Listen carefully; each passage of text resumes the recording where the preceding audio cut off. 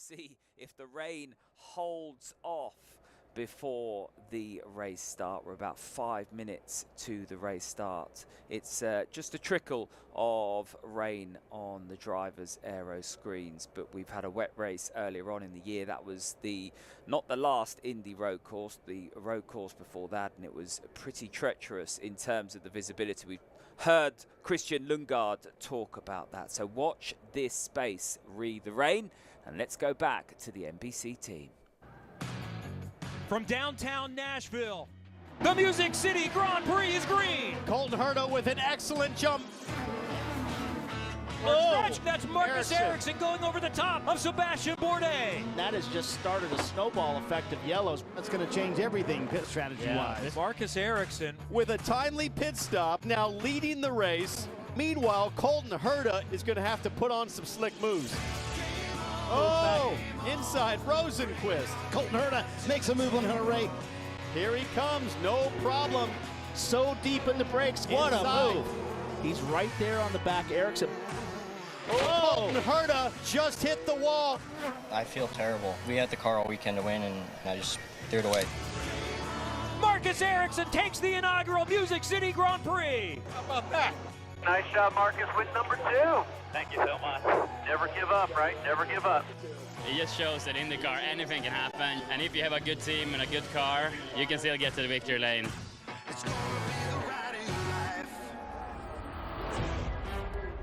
This place knows how to put on a show, and a big show is coming your way with the Big Machine Music City Grand Prix here in Nashville, Tennessee. It is race 14 of the 17-race 2022 NTT IndyCar season. The fans are back in the stands, the weather is working with us, and we're ready to go racing for 80 laps, just under 170 miles here in the Music City. And before they fire the cars, let's check back in with the guys on pit road. Here's Dylan Welsh. And if last year Marcus Ericsson scored his second career IndyCar win here at Nashville after starting 18th, and the acrobatics of nearly flipping over another race car, they somehow found their way to the front. Well, where do they start again today?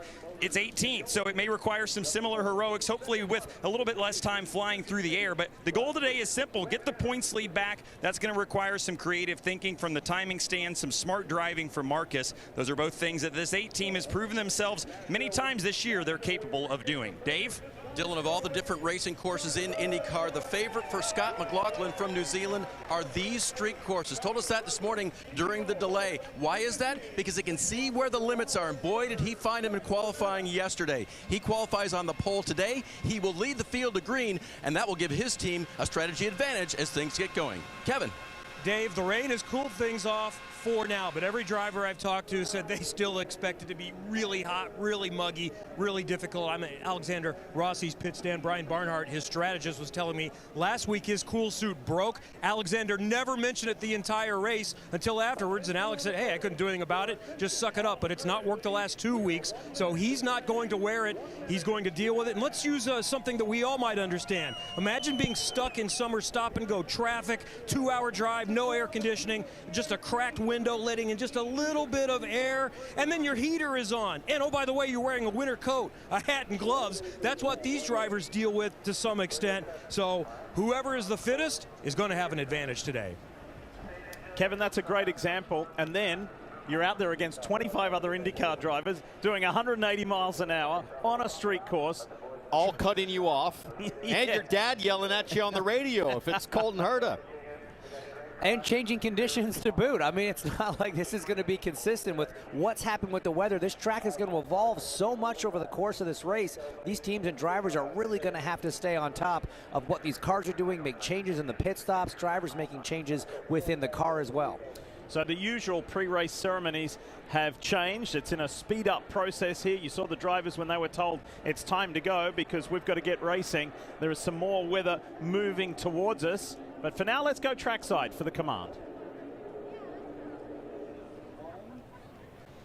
Ladies and gentlemen, it's time to give the command for the Big Machine Music City Grand Prix. Please welcome your Grand Marshal, multi-platinum superstar and Big Machine recording artist, Brentley Gilbert.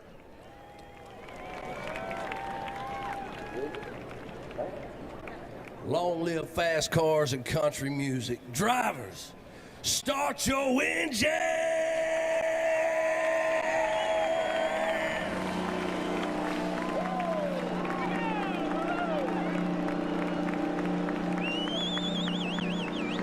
That's the way to get it going here in the Music City.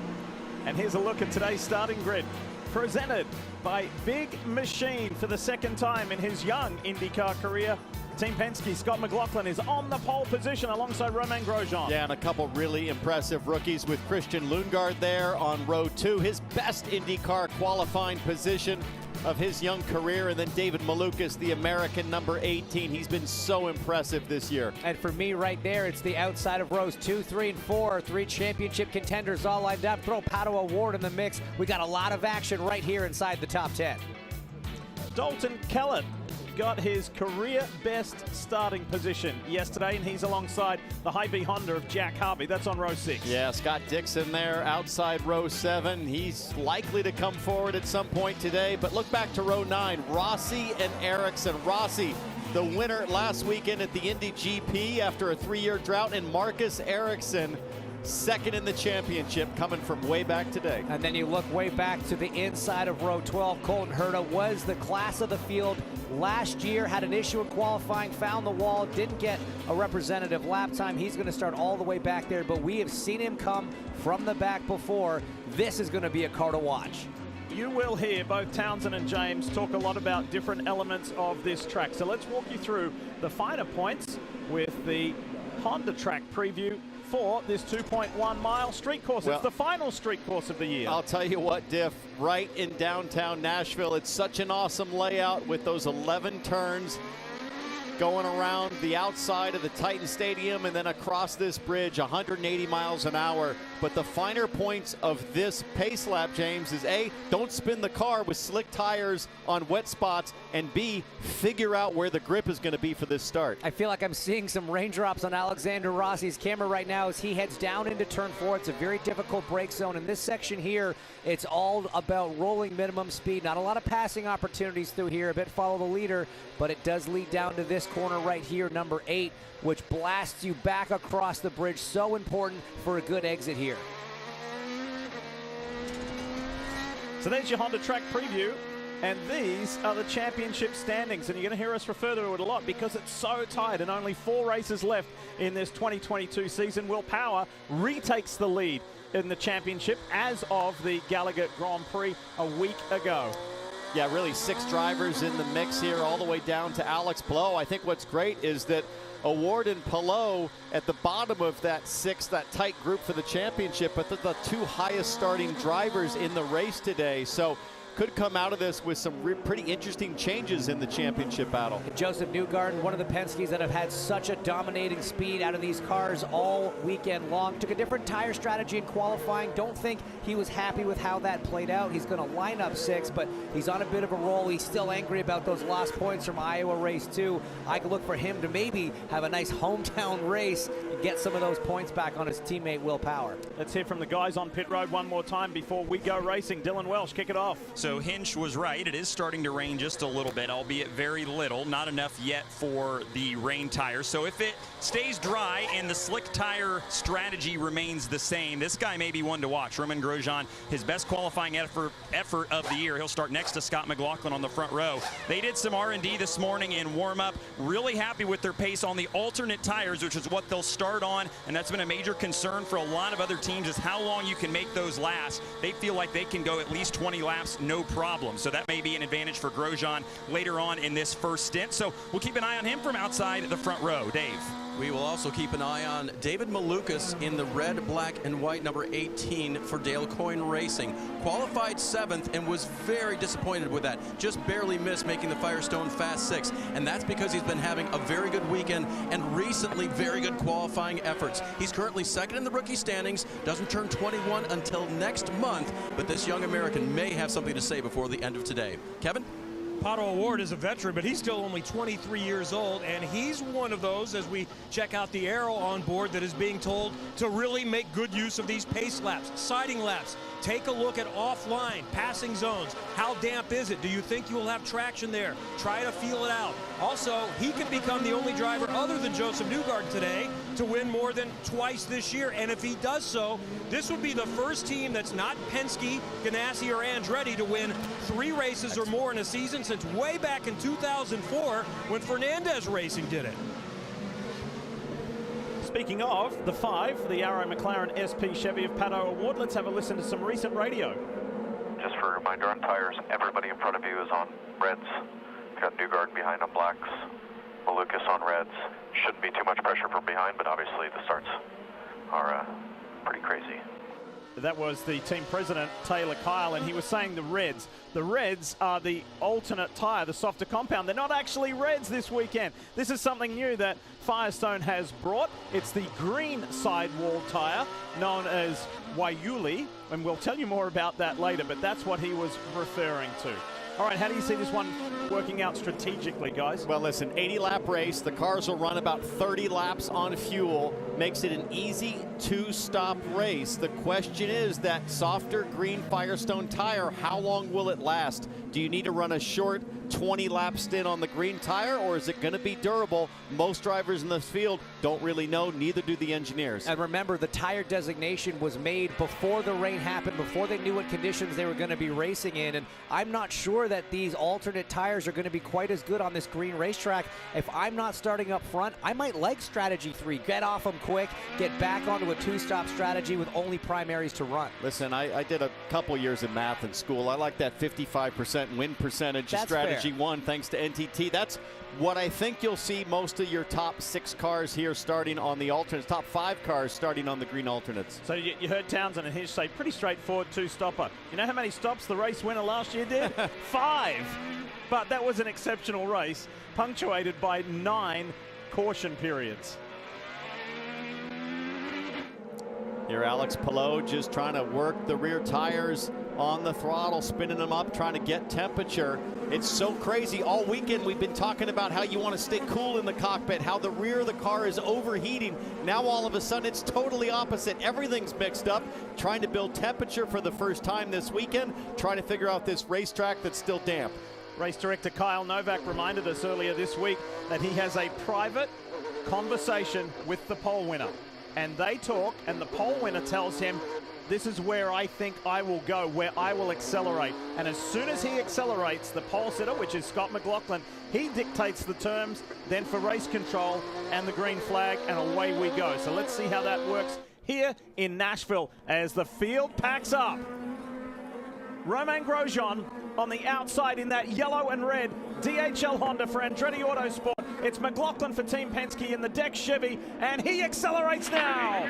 Green flies. Away goes McLaughlin. Boy, McLaughlin waited till the last possible second to get on the throttle, but it pays off with a jump into turn 1. 3 wide, grab rail on the inside, sandwiching. It looks like Jack Harvey and Rinus VeeKay makes that move work. Now side by side down into turn 10. Everybody tiptoeing right now.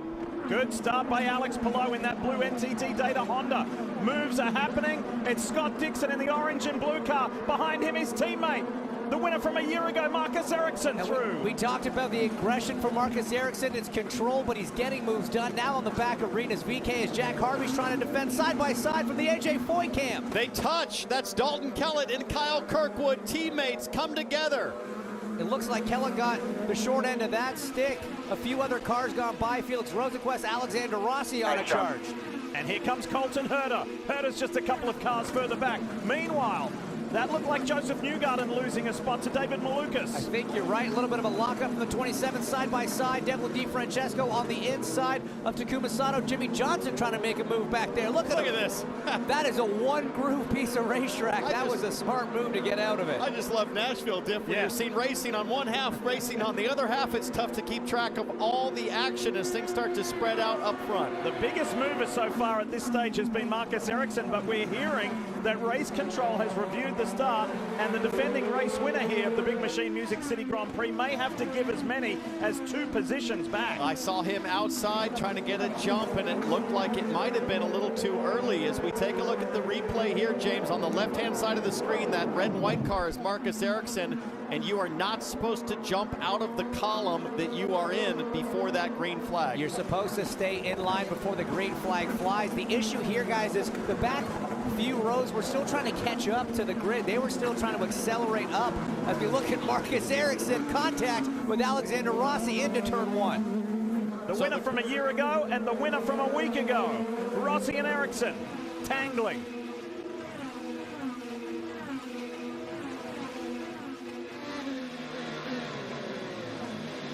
On board with Alexander Rossi. There's the number 8 Husky Chocolate Honda for Marcus Ericsson right in front. It's a tough brake zone to make it work. You hear the rears lock up. You hear the engine noise almost completely stop. That's the rear tires going sideways. Colton Herta has trouble. Second year in a row that Colton Herta finds the wall at Nashville. Started 23rd. Damage, be careful coming back in. That's the voice of his dad, Brian. Started 23rd, knew, and he told us that he had to be aggressive. He had to go for passes to make his way through this field. What happened? Down into turn 4, he's got Dalton Kellett on the inside, and just, contact with the 4, pushes him wide, gets into the tire barrier. From on board now, you see the push to pass lit up. You see the green dots on the side of the dash. He's on the overtake. 150 seconds allowed here at Nashville. And Dalton just not willing to give the position up. But man, that is a tight corner to go side by side through, Juan Townsend. And obviously it did not work for the 26. Yeah, I mean, Dalton Kellett started 12th. I'm sure was getting tired of getting past and wanted to get the elbows out and defend a little bit, but just really a racing incident as Rossi opts to come in early here, Kevin, lap 4. When you start this far back and you've got a fast car, you've got to try something. So he comes in, it's a primary race. He's done with the alternates. He can run primary Firestones the rest of the way and then just hope for a timely caution at the right time. For now, though, he's going to have to take an extra pit stop than everyone else. I like that gamble for Rossi. I like it a lot. We don't know what these alternate tires are going to do, so get off them right now. There's going to be a yellow at some point, almost certainly, to get the field back up. Dave Burns. The damaged nose on Colton Herta's car will come off. They will also remove the alternate tires that he started on, put on primary tires as well. You can see how quickly these teams work with the quick change. Just disconnect and reconnect. Got to make sure you've got the twist bolts on well so that it doesn't have any vibration whatsoever. Connect the electronics though, Hinch, because there's important stuff up there. There certainly is, and it looks like Colton Herta is going to fall a lap down, unfortunately. I promise that Father Brian Herta is on the radio saying, hey, look, remember what happened to Ericsson last year? This race is not over. One yellow can get him back on the lead lap and back into this race. Speaking of Marcus Ericsson, by the way, he had to, race control continued to review and re-watch the start. Ericsson was forced to give up not 2 but 3 positions as Scott McLaughlin stretches his advantage to now 1.3 seconds over Romain Grosjean. Check in on the championship contenders. Alex Palou up to 3rd place. He got ahead of Christian Lundgaard on that start. Pato O'Ward. We saw Joseph Newgarden lose that spot to David Malukas. They're 6th and 7th at the moment. So already a little drama, and Colton Herta on the receiving end, unfortunately.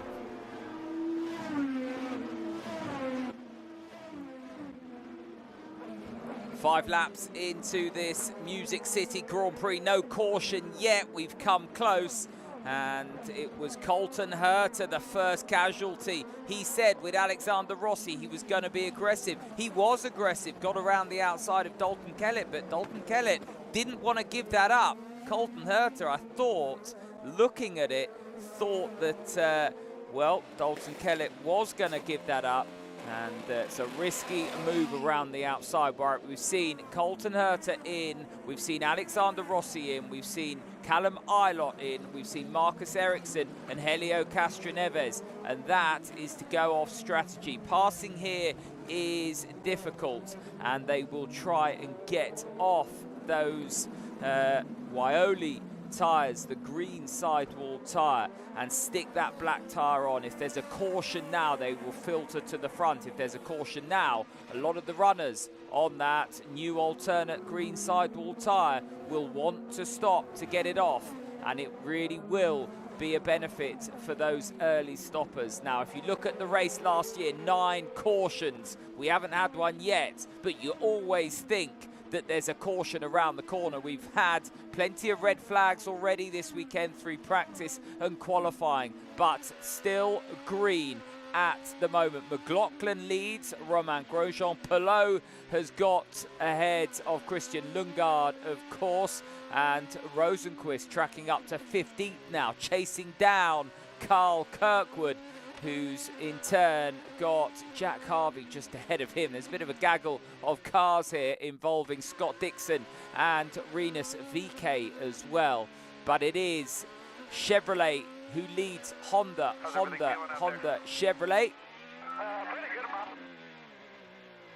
So Pato O'Ward, the second of the Chevrolets in the top 6 at the moment. But what will happen? We've got drivers and teams on a conventional strategy. We've got a handful of runners now on an alternative strategy, and we're going to have to keep an eye out for those runners. And the lead car, very much Alexander Rossi at this stage. Scott McLaughlin trying to pull away from Romain Grosjean. He's doing that, and Grosjean in turn moving away from Alex Pelot, who's passed Christian Lundgaard, the top rookie. 2 rookies in the top 6, because David Malukas there in 6th place, continuing his strong run of form.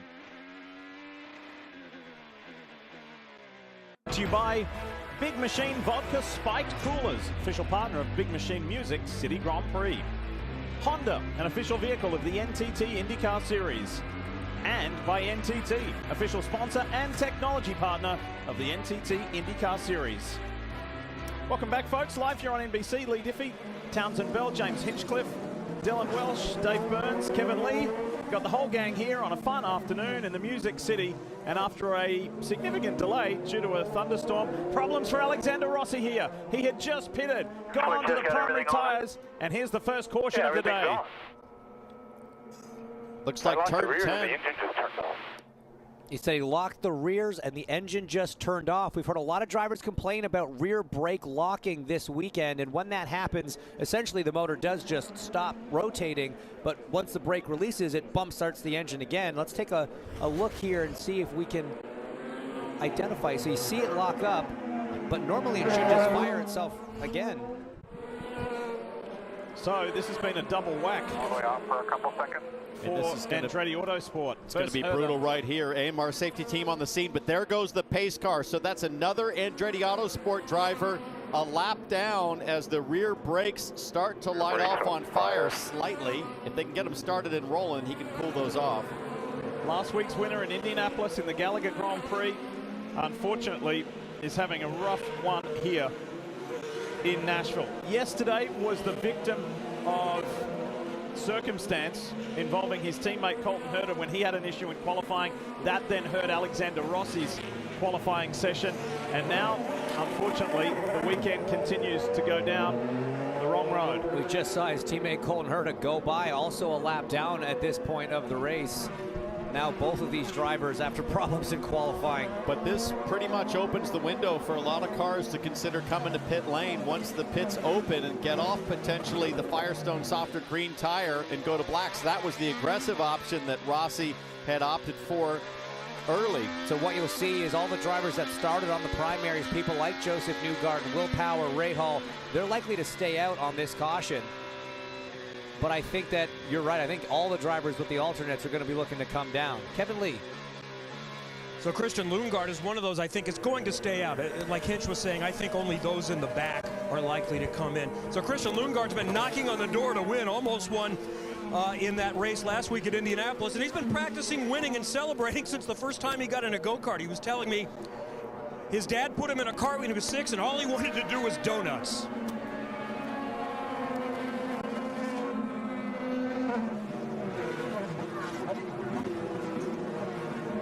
So pits are open, And I think it would be on the early side unless you were really concerned about, oh my gosh, did you see all the water just come off the bridge and land on, was that Will Power? It was Newgarden, I think. That was just like a wall of water came down. It's like the wind picked up and it came off maybe the tarp over the top of the bridge. That was like a, it was like a Disneyland. There you go. Oh my goodness. Someone just got doused. Let's take a look at this again.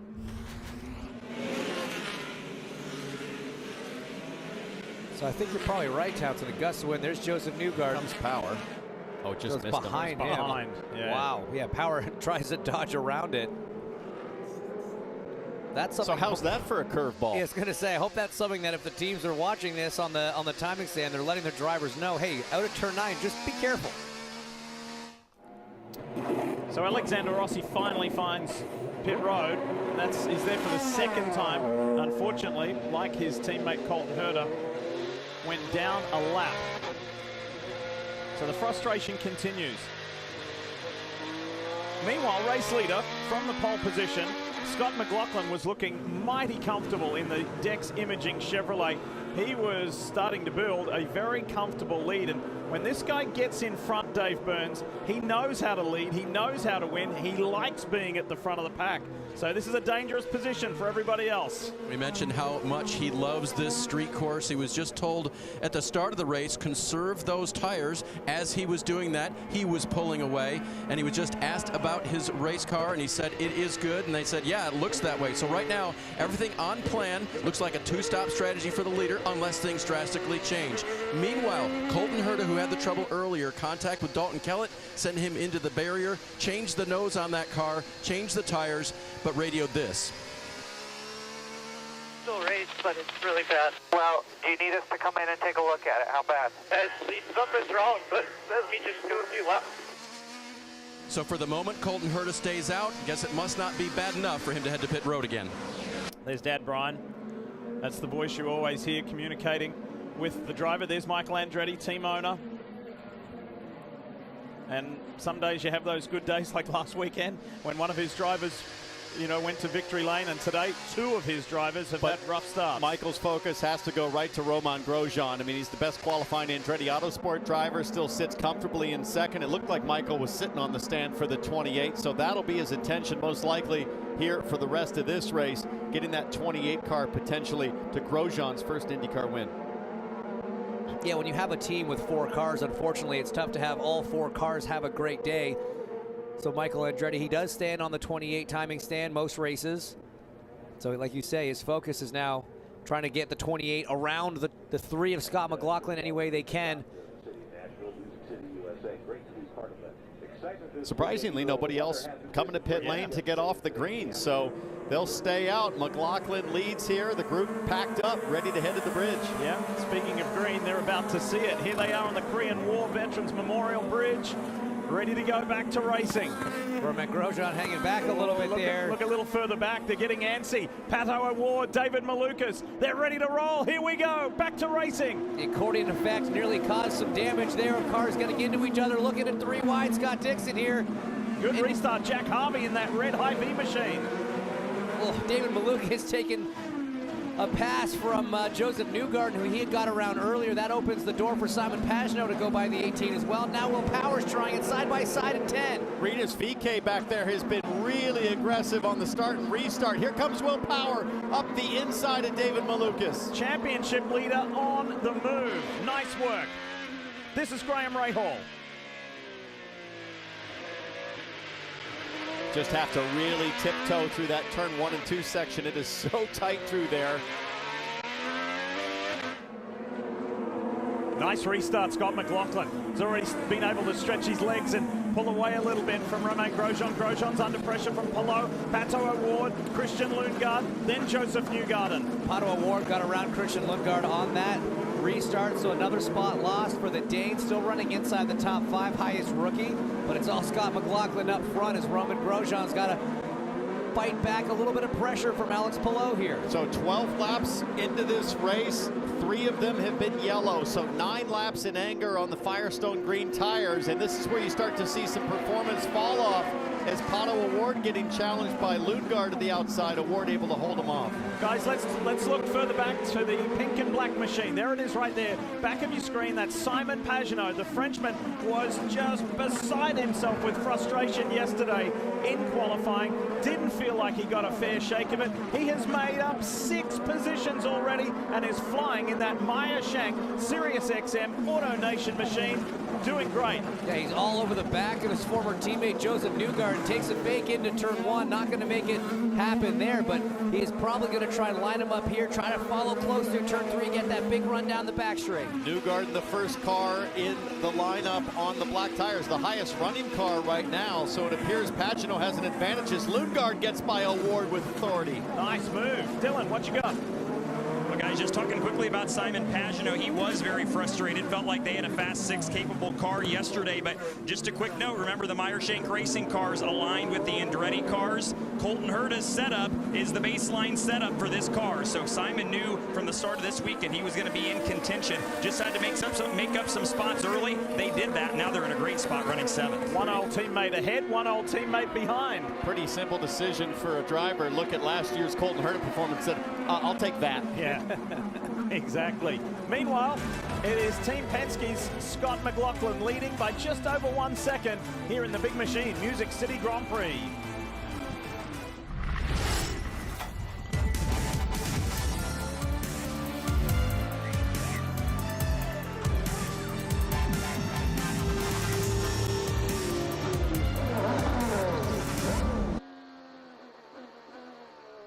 The big surprise for me there and the NBC team is more of the front runners didn't come in and get rid of those green sidewalled alternate tyres. As it stands, we've got a real split strategy because the first of the cars that has stopped is last year's winner, Marcus Ericsson, down in 19th at the moment, but he will filter through towards the front, especially if there's a caution coming up now. Now, we know that these cars can run about 30 laps on fuel. We're about 13 laps through. We've had the cautions, don't forget, so that will have elongated the window in terms of performance. Last lap around the 1:17 for the front runners on that Waioli tyre, the new green alternate tyre.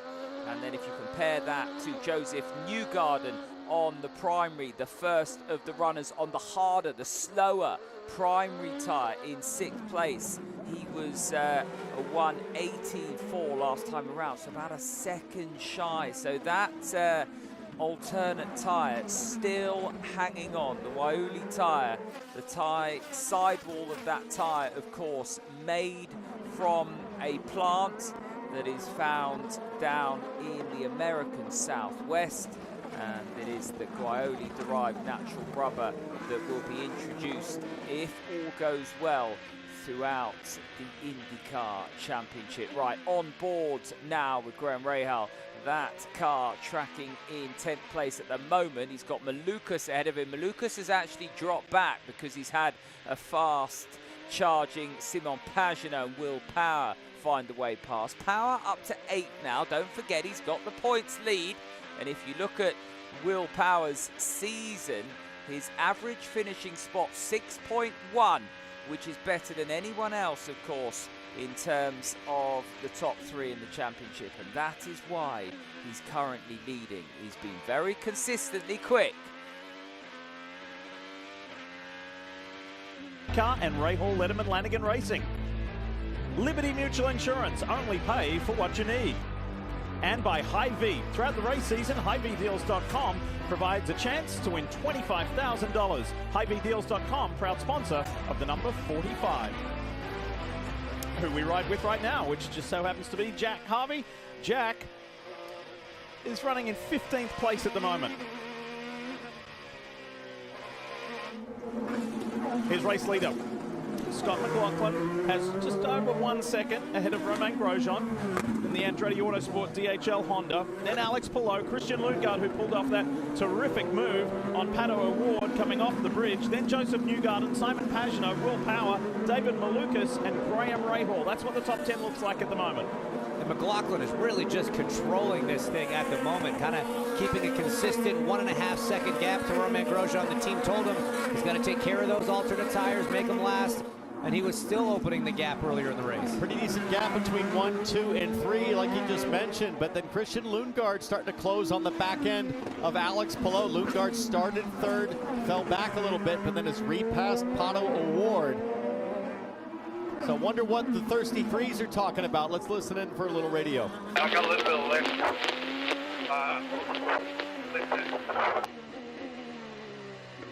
That's a bit difficult to decipher. A little bit of lift? Yeah,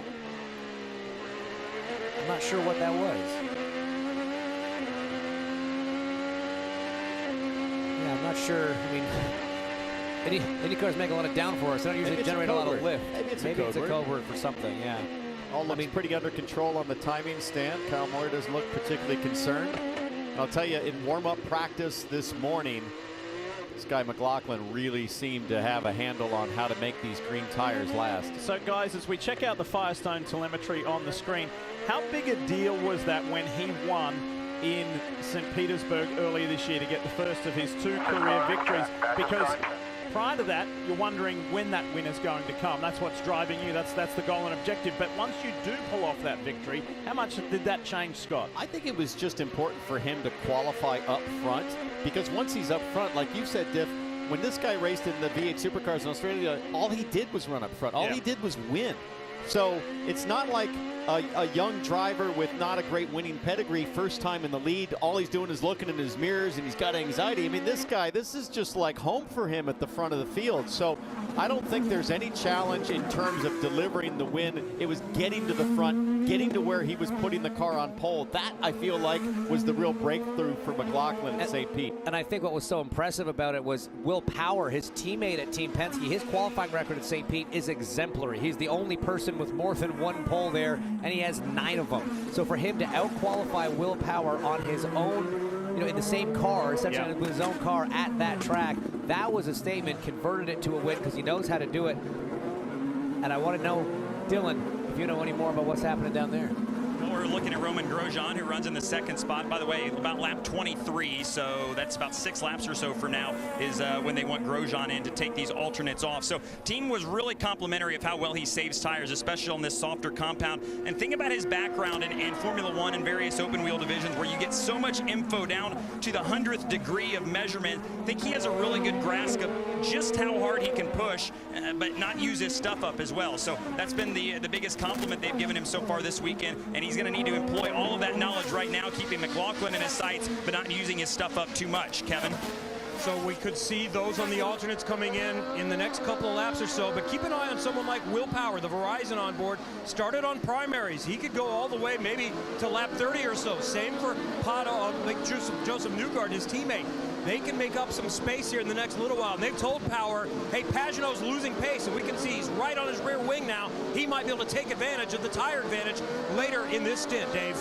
Kevin, I don't know if I've seen a driver happier with a 5th place finish than Joseph Newgarden last week at the Indy Road Course. Recall how he got there. The week prior to that, he'd had an accident at the Iowa Speedway and then suffered concussion symptoms. He was cleared to race at Indy, raced all day, finished 5th, and said that was great because I was not my best. Missed my workouts, felt very groggy at the end, not groggy, but weak at the end of the race, weaker than normal. This week, he's had all his workout. And we've already mentioned on the broadcast, he cleared his calendar way ahead of this event, and so he got to just focus on the racing. A nice 5th last week, and the first driver on the primary tire right now. Kicked off the weekend with his now annual charity ping pong tournament. He made it to the final, didn't win, but raised a lot of money, and it was a lot of fun.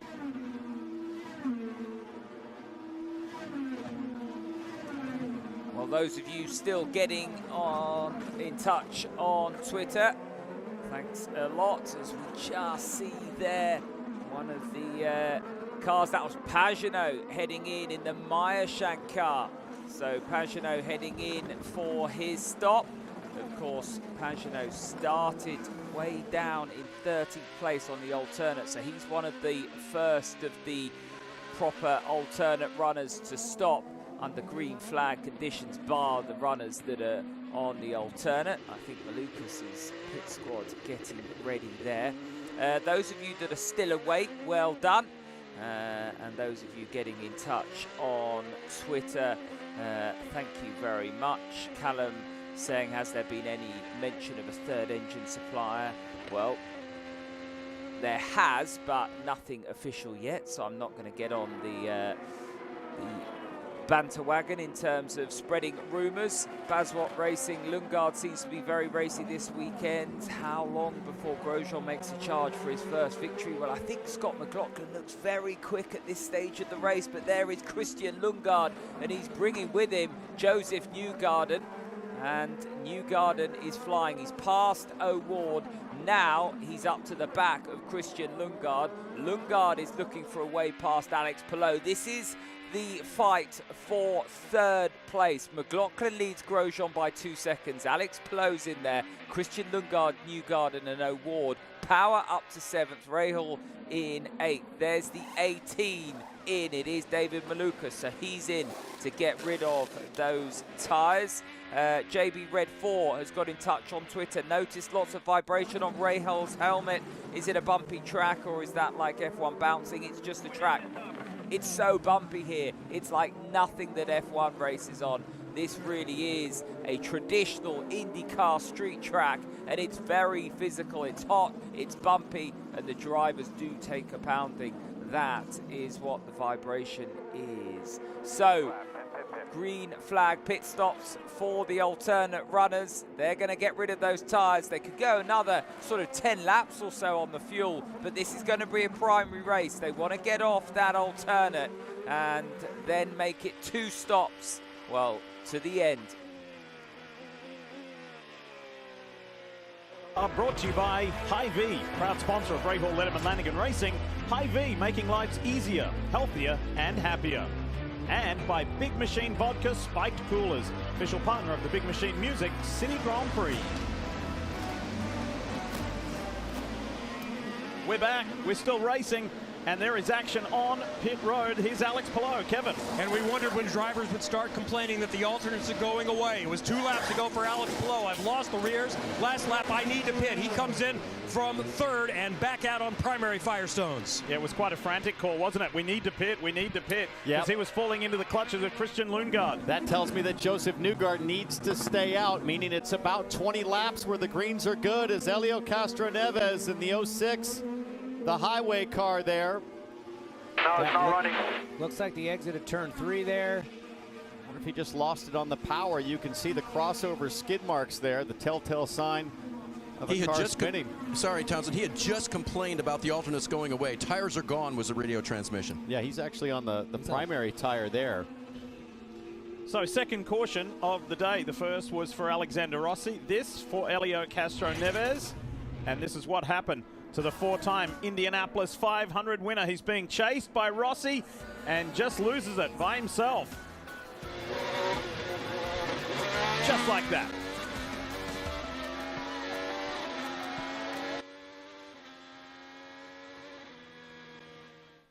Well, that is a nightmare for some of the runners that have just stopped, the likes of David Malukas, of course, Alex Palou, depending on where we filter out. And if anybody managed to get into pit lane. So let's see how this plays out, because this is what Nashville does. It is a game of snakes and ladders. The cautions will come out and they will bite if you've just stopped and then they throw the caution. You could hemorrhage some time. Scott McLaughlin was still out. His lap or lead has been eroded now. Romain Grosjean will be holed up behind the rear wing of that car and spelling blood, because the alternate tyres now, well, they'll be right at the end of their tyre life. So I think actually for the drivers that have stayed out, this is going to be a problem now for Scott McLaughlin and those that have stayed out. So those that have just stopped, with the way it has played out, they're going to filter towards the front surely, because what's going to happen now is these alternate tyres are going to drop off a cliff in terms of pace. That's going to really hemorrhage the effort of those now under the safety car conditions at the front. So they're going to struggle to pull away when the green flag comes out and build that gap that they want. So this is actually a bit of a nightmare for those front runners that were going a bit longer. So this race is coming alive. Lap 23 of 80. And let's, when we go green, see what happens to the front runners who haven't stopped, because I think they're going to be compromised now from this. And those that have just stopped, I think will filter through as the whole pit lane comes in now. So the pit lane opened up and burst into action.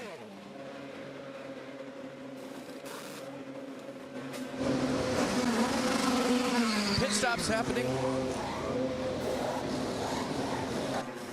Christian Lundgaard comes in from third. Also right in front of him, Will Power. I wondered if someone on the primaries might stay out. They lost all their advantage on the tires because they're running the alternates here at this point. And Alex Palou has become, by getting in before the caution, the effective leader of the race. He's going to cycle to the front. Wow, there's some frantic action coming off pit road out of their respective pit boxes. That was awesome.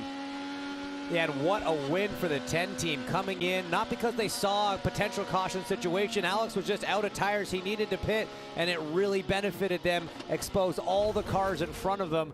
And here's a replay with Pato O'Ward side by side. Joseph Newgarden on the outside. And a damp pit lane with slick tires. It doesn't get any more treacherous than that as O'Ward gets to the front of Newgarden. The cars have to file down to a single lane there. There's a transponder line which they have to cross. Pato was on the preferred line, so Joseph had to give it up, fall in behind to not trip that sensor. Unlucky yellow for Joseph Newgarden because he had the harder black tire on. He needed to go long on the first stint, but he can't afford to not pit under yellow. Now he's got to take on the softer Firestone green tire, and with 56 laps to go, he's got to go pretty long on the green tire now to make it on one more stop, as Tim Cindric knows that they just got a little bit unlucky there. Not the end of the world, but it's going to be a whole bunch of hanging on for Newgarden towards the end of this stint. So we promised you a little earlier in the show that we would expand our explanation of these new green sidewall Bridgestone Firestone tires. Now, sustainability is very important to Bridgestone Firestone as a company, as it is to most tire manufacturers, but everybody is trying to do more and be better as it goes on. This is not a new tread. It's not new for the contact patch that's on the road that they're relying on. It's the sidewalls that are new.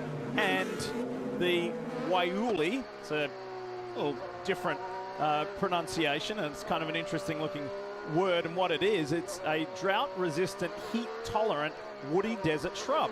And within that woody desert shrub, and in fact every piece of it, produces the material that they can put in to the manufacturing process of that tire. So kind of cool. Well, and it's significant because effectively the world's supply of rubber for tires comes out of Southeast Asia, so to be able to do that right here in the United States, in the Southwest, with a drought-resistant shrub is a pretty cool development for Firestone. On board here with Jimmy Johnson in the American Legion car as Alex Palou gonna lead, and Jimmy Johnson gonna restart on a street circuit in second place. And Jimmy had made up a number of positions earlier in the race, so he was having a good run in the Carvana Honda. He's up there with his teammate. Let's see how this one works.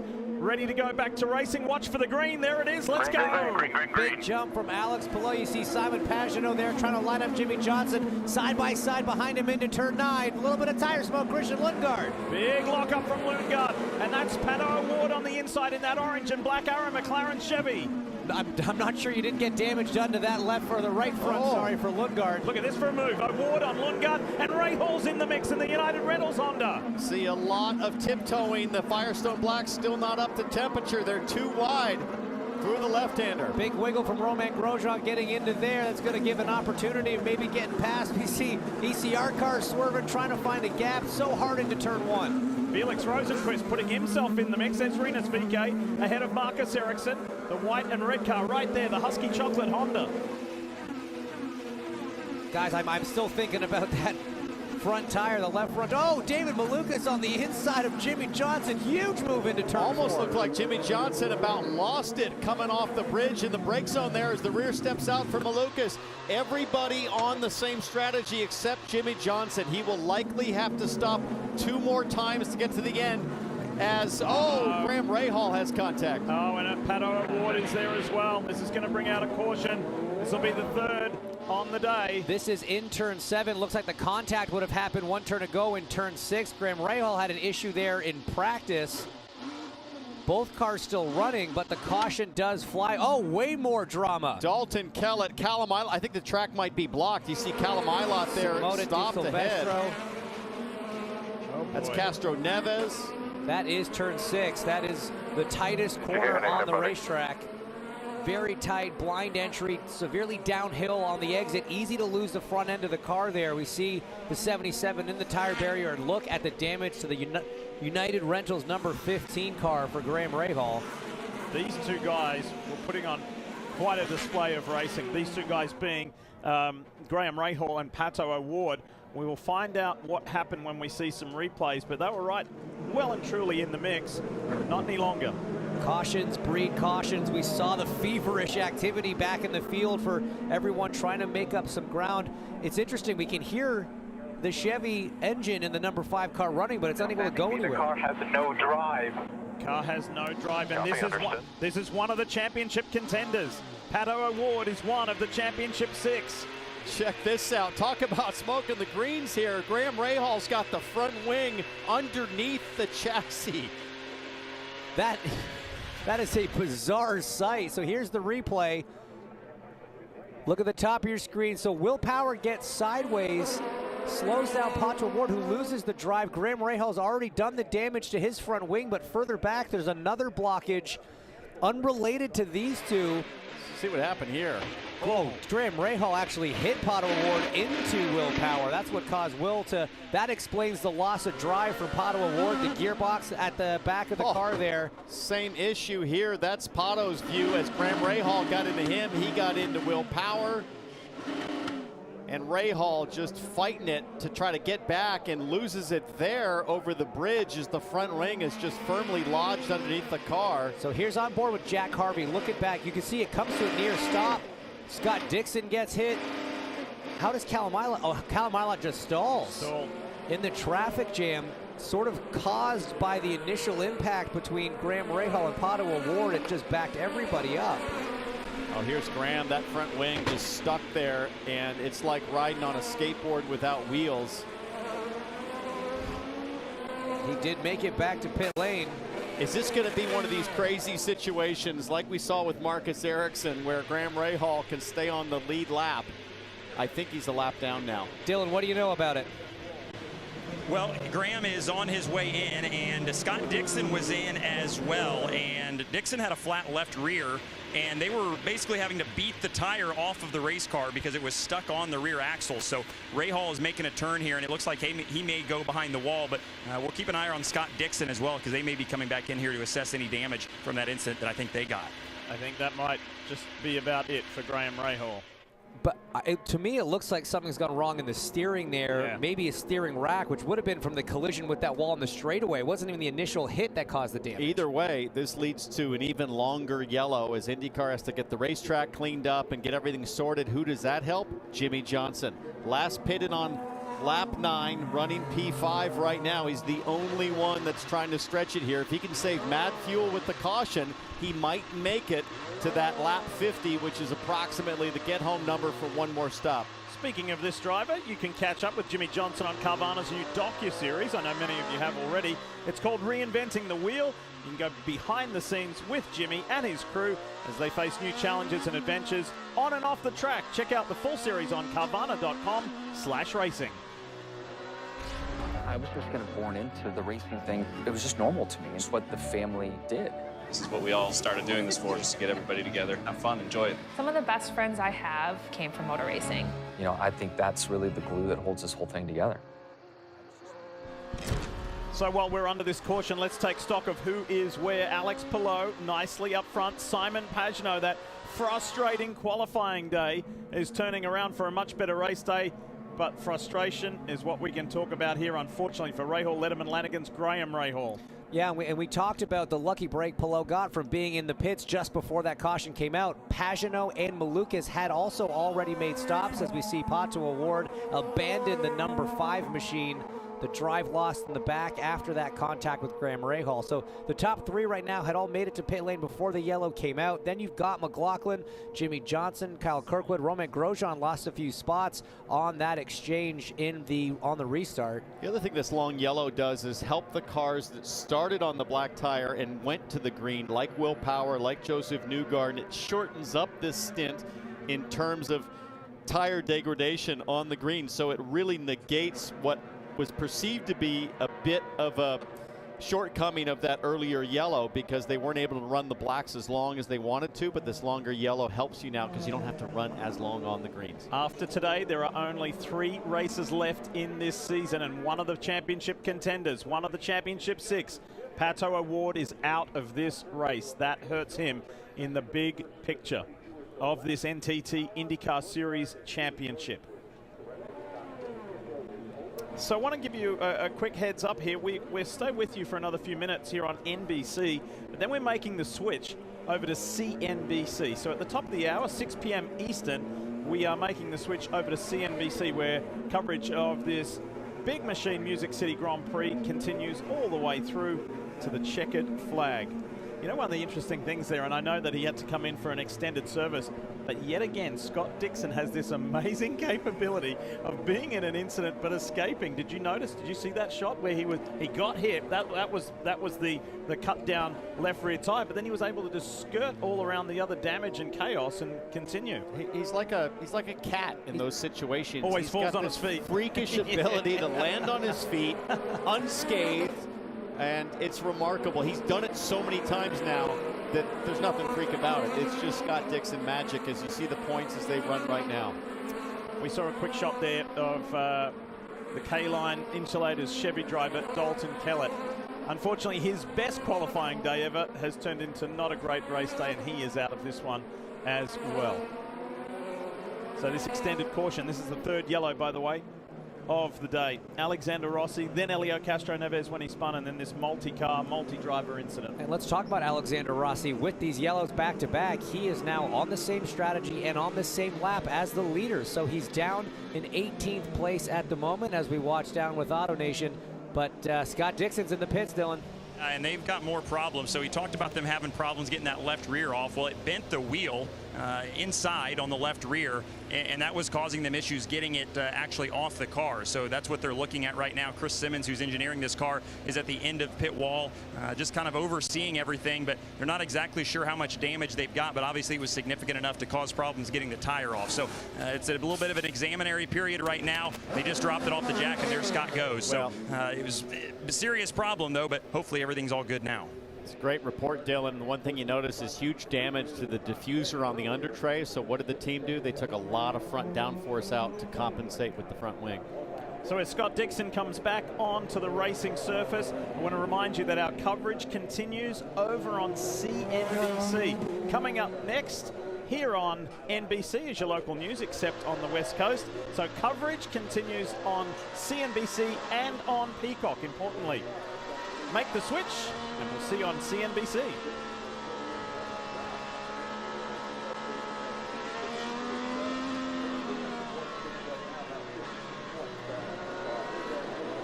This could be a big payday for Will Power. If you look at the points haul that he could take home here for Pato O'Ward, he's out. Alex Palou obviously in the lead. Scott Dixon now in trouble. Marcus Ericsson, Joseph Newgarden, 2nd and 3rd in the championship. They are further down in the order in the classification at the moment. They are 13th and 14th. So for Will Power, everything going his way at the moment.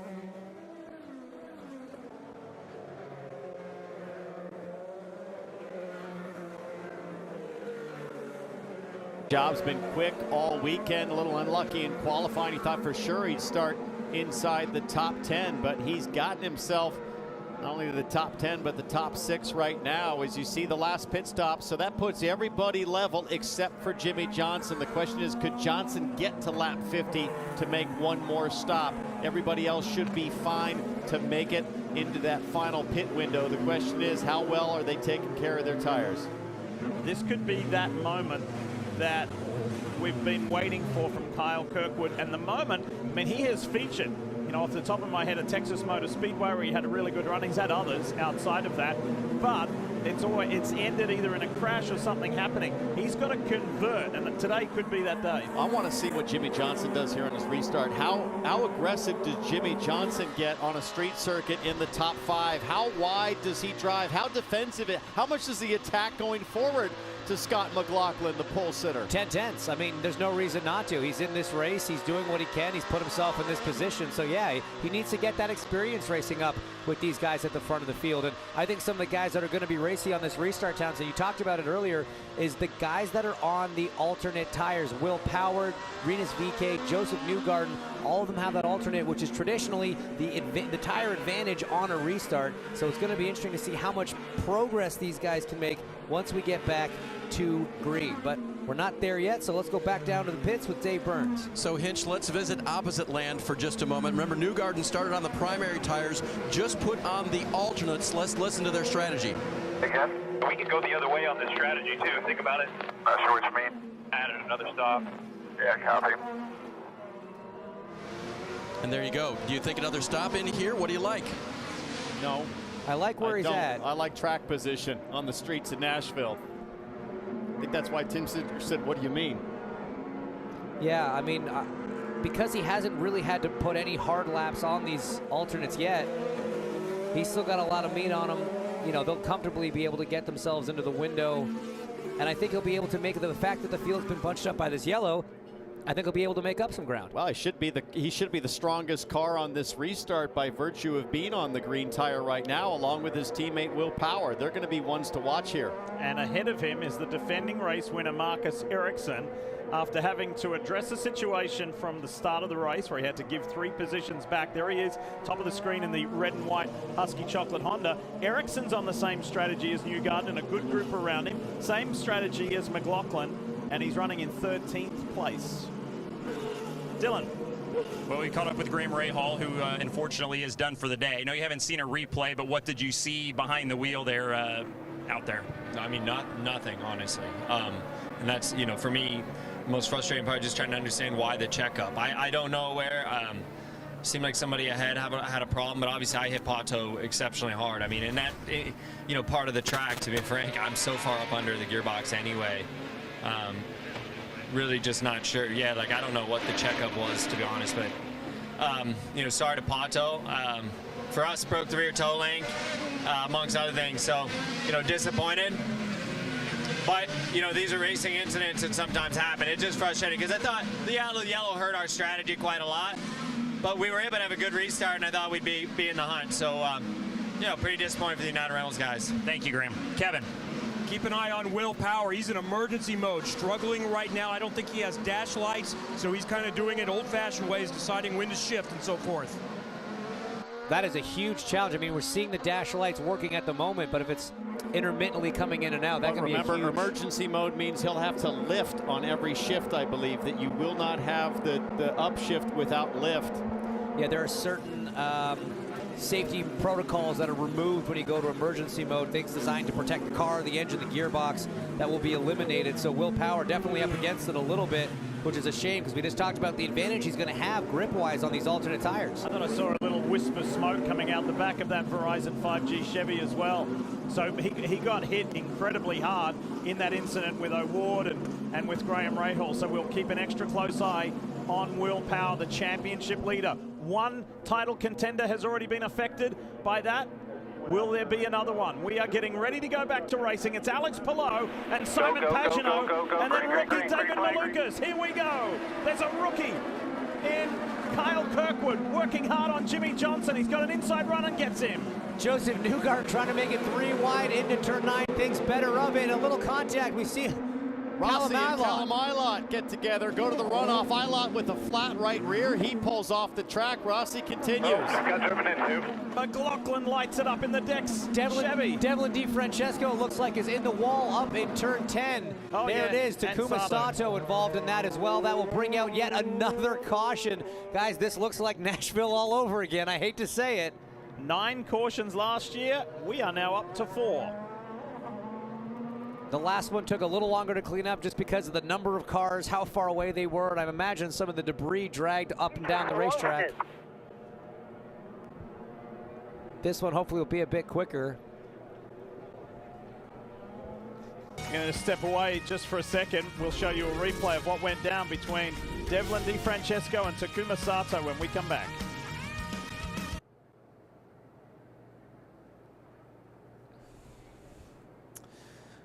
Deja vu. We've seen this before, haven't we? Last year there was a whopping 9 cautions, I think it was. And this year, well, we're well on course for that already, because before this melee, Rosenqvist, there was a concertina on the bridge before the restart. Rosenqvist got into the back of Callum Ilott. Callum was carrying a rear puncher into the braking zone. He got into a whole host of cars. Rossi went with him. Takuma Sato's not happy with Devlin DiFrancesco here. It looks like Dev's come up the inside and not got that move done. Now, Dev has come under fire from 1 or 2 of the drivers this year. Let's see what happened if we do get a replay, though. But this is very much what we saw last year in Nashville. And cautions breed cautions. What is it about Nashville, Tennessee and cautions? These drivers know exactly what played out last year. And at times, it was embarrassing last year. And James Hinchcliffe has covered that.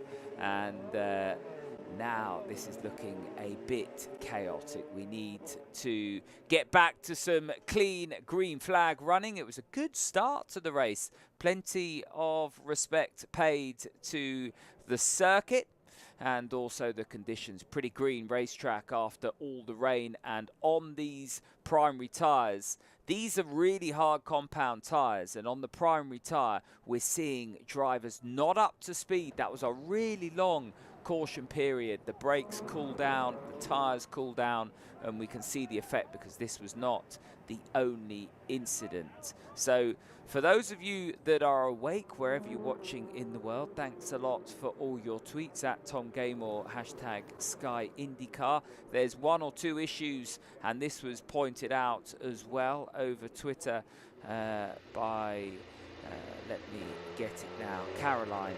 For Will Power, I was talking about this being a big payday for Will Power if it finishes like this in the points. Well, he's reporting 1 or 2 gear selection issues. He was in that concertina and he got whacked in the rear with 1 or 2 other cars in that run up through that tight section. Now we're under caution again, and what is Will Power reporting this time around? Currently in 8th place. It's still Alex Palou, and we're on lap 35 of 80. IndyCar Series, it has been terrific to be here this week, and we're far from done. I want to say thanks to Geico for these awesome aerial views of this fantastic city and this race, which is really an event that is really starting to garner some attention. Let's show you what went down between Takuma Sato on the right-hand side of your screen. Oh, this is actually Alexander Rossi and Callum Ilott. So that's the first one. They kind of hooked horns there, like Ilott couldn't get his car off Rossi. Watch this on board with Rossi. Ilott just goes a bit deep, and then it's almost like it kind of took the wheel out of Ilott's hand, and it was stuck turning hard right into the side of the 27. Really nothing Alexander Rossi could have done at that point. No. I wonder if Ilott had a flat tire already and was off speed and then couldn't turn. It looked like it there. The right rear was punctured already. Yeah, that onboard from Jack Harvey's Hy-Vee car definitely looked different. And then here is down into turn 10. You see Devlin DiFrancesco and Takuma Sato at the top of your screen. They go out and Sato Sato was trying to make the move to the outside of that corner. Didn't get a great view of it. And Taku was none too happy. He was gesturing towards Devlin Francesco, kind of like, what was that about? Yeah, that's a weird one, because we obviously miss how it all sort of transpired, but it looked like Dev was on the inside. Devlin was ahead, and then Sato, I think, had the run going up the outside. We're on board here with Harvey as you kind of see it there. It's almost like the Rossi Callum incident where they touched and then sort of were stuck to each other into the wall. So that makes Simona Di Silvestro, Dalton Kellett, Pato Award, Graham Rahal, Takuma Sato, Devlin Francesco. The attrition rate is high. It's quite high. They're all out of this race.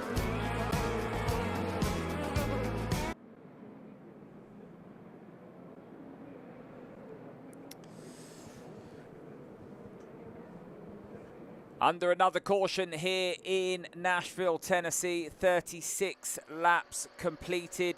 Everyone has completed at least one stop, and then Marcus Ericsson has completed 2 to get himself back on strategy. Having gone off strategy, he's in 13th place. Colton Hurt has completed 2 in 15th, so's Jack Harvey in 16th, then the rest have completed up to 4 or 5 stops. So Scott Dixon towards the back with 4 in 17th. His luck runs out, being involved in an incident and things going wrong. And then we've got already 5, 6 retirements. Devlin De Francesco, Callum Ilott, Graham Rahal, Pato Award, Dalton Kellett and Simona De Silvestro. Although all of those cars, well, Callum Ilott could still continue. We'll update you on that once I get a clearer picture on that. So the top 7 all on the black primary tyre. They've got rid of the alternate tyre, which is the less fancy tyre. We think it will be a 2-stopper with it being a primary black sidewalled race. They'll only run the alternate tyre once. At the moment, Will Power, Rinus VeeKay in 8th and 9th place on that alternate tyre. Last stopped around lap 13, so this is actually good. So for those 2 runners, for Power and VeeKay, they're actually eating up a whole lot of time on this alternate tyre under caution. So when we do get to the second round of stops, they will have not hemorrhaged too much time. But as we can see, as we're not even at the halfway point here in Nashville, Tennessee, anything can happen in IndyCar. And when we're around this Nashville circuit, for whatever reason, there are a lot of cautions, but we want some green flag running. So let's hope that once the safety car goes in, we can get a clean restart and just get those opening laps underway, and drivers can settle into that all-important rhythm.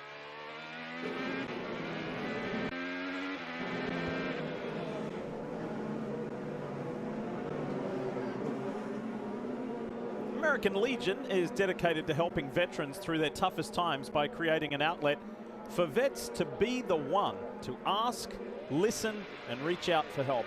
You can learn more at www.betheone.org. American Legion has done a lot of great work. They continue to, and with this relationship with Chip Ganassi Racing and IndyCar, have really helped a lot of people and got the message out there as well. We're still under caution for the 4th time today. Everything being cleaned up so we can go back racing real soon, but for now, let's head to pit lane. Diff, let's just assess the situation of the leader. It's been joked about for a little while. If Alex Palou were to win a race, would anyone from the team, or how many would be there to greet him and celebrate? For those that had not been following along, it is as strange as it's been. The defending champion was announced as returning with the team. Then another team, McLaren, said he signed with them. Palou said they misattributed quotes to me. And now Chip Ganassi Racing is suing their own driver. This is going to be in court for a little while. What a strange circumstance it is. The word is that Chip Ganassi, you see there, has not spoken to his driver since this all got started. What if he were to win? What would that be like in victory lane? And let's just go to the mental fortitude of this young man. Seems to be all by himself. He's the top-performing Ganassi driver again this weekend. Top-performing driver in the race at the moment, Kev. He's doing a great job. The team great on pit lane, the driver making good decisions on the track. Some great stories for this restart in terms of top performances. Kyle Kirkwood and David Malukas, the two young American drivers chasing their best finish of their IndyCar career. Dave, Joseph Newgarden's in. He has fulfilled his requirement on the alternate tires. They come off. These are one-lap scuffed tires, and they chose that over another set with more laps on them because they said, you're going to have to go a long way on these. Does that mean 42 to the end with a lot of caution, or maybe to 30 or so running hard, guys? We shall see. Well, I think that's the gamble here. If it continues to be chaos like this, could Newgarden stretch it for 40 laps? It would take an awful lot of yellow, but we've seen a lot of yellow. We've had 18 laps already today. You're running as high up in the championship as you are. You know you've got a good car. That's as he locks that one up on the outlap. That seems like a very un-Penske-esque risk to take. You are relying on a lot of people doing a lot of things wrong and having that caution to really make this one play out. But think about how sketchy the restarts have been. For sure. Are you thinking almost certainly there's going to be at least one, maybe probably two more yellows to the finish here? And maybe that's the easiest way to guarantee yourself a solid result, is just save crazy fuel. Dylan, the driver, the number 14, AJ Foyt Chevy's having a great day. He is, and remember what he told us for qualifying. He felt like they were a lock for the fast 12. Didn't get that done, but then he said our pace on the alternates just isn't good, but on the blacks, we're really good. So they got the alternates off and then pitted just before a yellow and took blacks. So they are done with their alternate tires, which was the weak link of their program this weekend, and they're all blacks the rest of the way. So they're in a really good spot. Kyle was really confident and happy with his car on the primary tires and runs 5th now, and think he's got a good shot to hold on to that spot. Larry Foyt there in the foreground, who runs the team for his dad. And this is looking good. His career best finish is 10th. That was at Long Beach earlier this year. So again on a street circuit, Kyle Kirkwood performing well. And not only is the AJ Foyt racer up there, how about Dale Coyne Racing with HMD? The third car you see in shot, that's young David Malukas. So the two guys who duked it out last year in the Road to Indy, in the Indy Lights Championship, they find themselves running in the top 5 with the big teams and the big names of the sport here at this terrific event. Yeah, and for Malukas, his previous best finish was 8th at Iowa. So podium position right now for Malukas. Can he hang on as everybody here is trying to get temperature, clean up their tires as they stack up coming to green. Alex Palou in the lead. Simon Pagenaud for Meyer Shank. Right on his gearbox. He is not letting the Spaniard get away. That's pretty good stuff. No start. No start. This is waved off. Not sure what was wrong with that lineup. Seemed relatively pretty stacked. It might not have something to do with the way the cars were lined up. There could have been still some issue with a piece of safety equipment or something on the racetrack.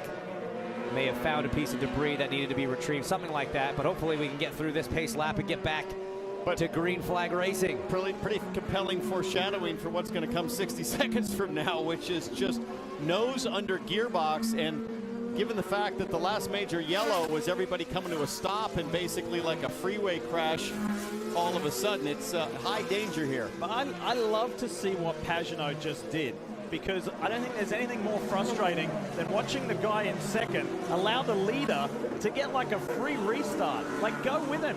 What Pagenaud was doing was good. To your point, McLaughlin was hanging back trying to get a bit of a jump, but I like Malukas too, the rookie who got muscled out of the way at Toronto on a lot of the restarts. Seemed like he was just as close to Pagenaud's gearbox ready to pounce.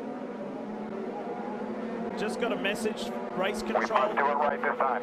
Race control was not happy with the speed of Palou. Too slow.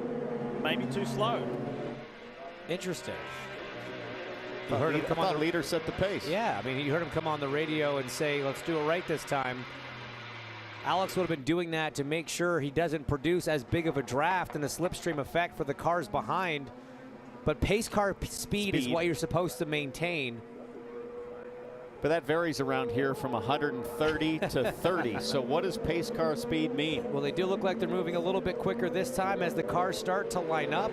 You cannot adjust your speed. You got to keep it constant, and he's on the gas now. Green flag waves. Simon Pagenaud doing what he did before, and he's not letting him get away. Who's making the moves? Rinus VeeKay up the inside. Big lockup from Simon Pagenaud, and that allows the rookie Malukas to have a look. I'm pretty sure Pagenaud got to the back of the number 10 car. Alex Palou was able to hang on. Here comes McLaughlin in that red and white Team Penske car. Nice defensive positioning from David Malukas there, not getting bullied around by Scott McLaughlin, but now McLaughlin tries into 11, they touch. Malukas defends, getting very aggressive. Now it's the two rookies, Malukas and Foyt, running nose to tail. That was a great move, forceful move from McLaughlin. Malukas will try and respond. I meant Kyle Kirkwood in the Foyt car. Romain Grosjean's trying to get into that battle too, currently in 6th, right behind the 14, but now it's Palou with Simon Pagenaud all over his gearbox. Boy, that is amazing that Pagenaud getting into the back of Palou there, that the two of them didn't end up into the wall. Now Malukas is regrouped. He's deep on the brakes, coming up on the back of McLaughlin. You can see how serious McLaughlin is about trying to win this motor race. That was a forceful move. He gets by Malukas. Now he's got his sights set on Pagenaud and Palou. Everybody seems to have gotten through the trouble zone we had on the last restart through the 6, 7, 8 complex as they blast back over the bridge and head down into turn 9. Pagenaud's right there. You know he's all over the push to pass right now. Backs out of it. Such a tricky brake zone over there. You're kinked. Varied surfaces that you have to run over as you're getting on the brake. The car's laterally loaded. Elevation as well. Get some vertical load in the car as you hit the brakes for turn 9.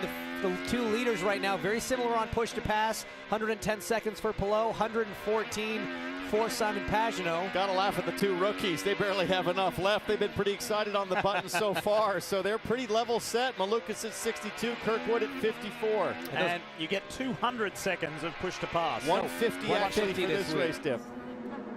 150, you can use it in bursts of 15 seconds.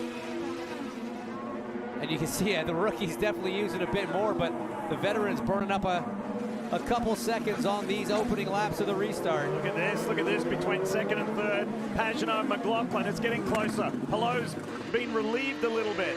McLaughlin's got the bit between his teeth, guys. We've seen the dominance of this car through practice and qualifying. He is very keen to get up to Alex Palou and have a crack at the lead. He is, but he also looks to be measured in terms of when he's going to make that decision. Is it going to be on this lap? You see the blue lights on the steering wheel for a second. That's the push to pass. Dave, the Dex driver, is comfortably on pace and just studying, ready to pounce.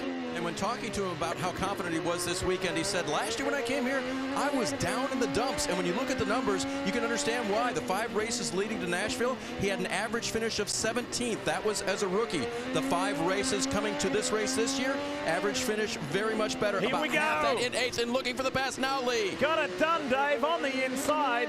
Great work there from Scott McLaughlin. That was a pretty brave send up the inside of Pagenaud. I think Pagenaud got together in that corner last year with Will Power, his teammate in Team Penske. Difficult brake zone into 11, downhill as we see Romain Grosjean get around the 14 of Kyle Kirkwood to get back into the top 5.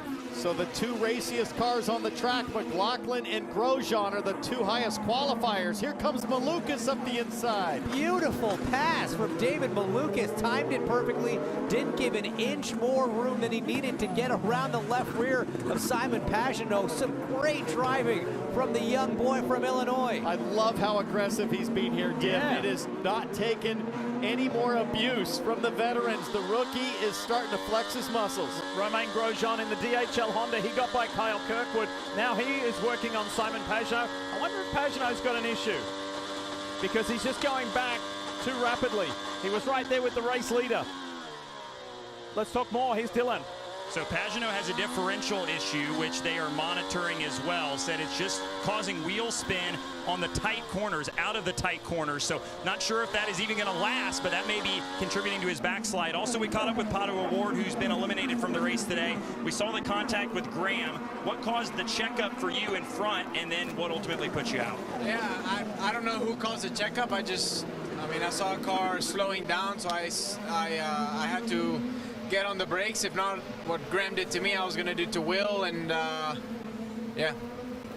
Sadly, there's only one way to look at it, and it was a big enough hit to break probably a gear or something in the gearbox. When you hit the attenuator with a pretty solid hit, is usually what happens, and I couldn't get it into any gear. And yeah, that's our day.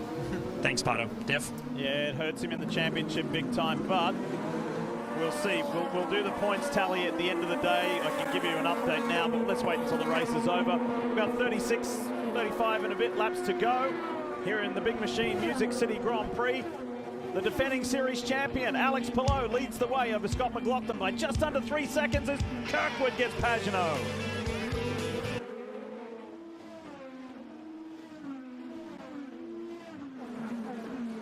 Simon Pagenaud definitely has some kind of issue with that Meyer-Shank car. Also looking at the classification, I think Will Power's got an issue as well. We heard from his radio earlier on about gear selector issues, and he's down to 12th. Right, into the pits comes Jimmy Johnson. We know he's off strategy. His teammate further up the road. That is Alex Palou, of course. Scott McLaughlin 2.7 back. Scott McLaughlin looks really good value as Pagenaud's about to lose another spot. Rinus VeeKay through on the inside. So we've got two rookies in the top 5. Pagenaud going backwards on board with Felix Rosenqvist. He's up now to 8th, and he's got Pagenaud ahead of him in 7th. And it's a question of when, not if. On the push to pass, Felix Rosenqvist now up to the back of the Meyer-Shank. Honda versus Chevrolet. Arrow McLaren SP, of course, versus Meyer-Shank. And now look at this on the exit. You'll just see the drive issues that Simon Pagenaud's having. Bit of lift and coast there for Felix Rosenqvist. Are they saving fuel on that car? Short shifting as well. Big lift and coast. So Felix Rosenqvist definitely saving fuel. And that is why he's not all over the back of the Meyer-Shank car. Through turns 1 and 2 now. The lone Arrow McLaren SP in the field, of course. Pato Ward is currently out, so that's a big blow for his championship standings. Came here in 5th place within a victory of Will Power in the race lead, in the championship lead, I should say. So Pato Ward, woes for him. Scott Dixon is also in not such a strong position, down in 15th place. Joseph Newgarden down in 14th at the moment. Ericsson in 12th, but Power dropping back into the clutches of those big names in 11th. So for the championship, this is going to be quite a good day for Alex Palou, if it was to finish like this, as Palou continues to lead here as we approach the 50-lap mark.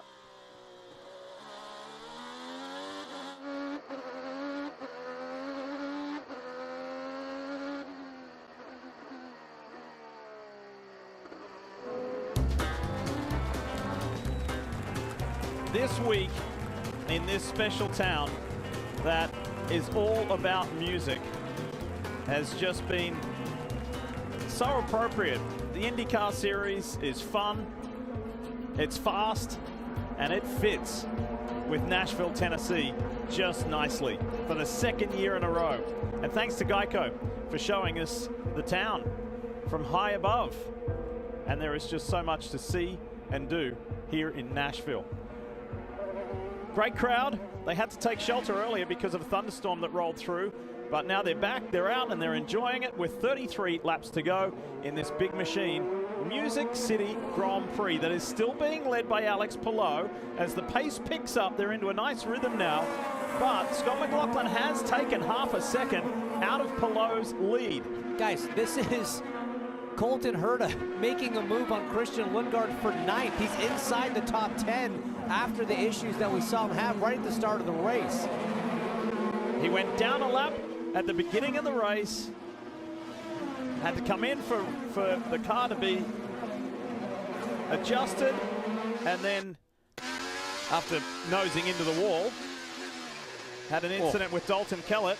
But it has been fantastic run back through the field. And Herta's teammate Alexander Rossi runs in 13th on the lead lap, so it looked like day was over early on for both Andretti Autosport teammates, but they haven't given up.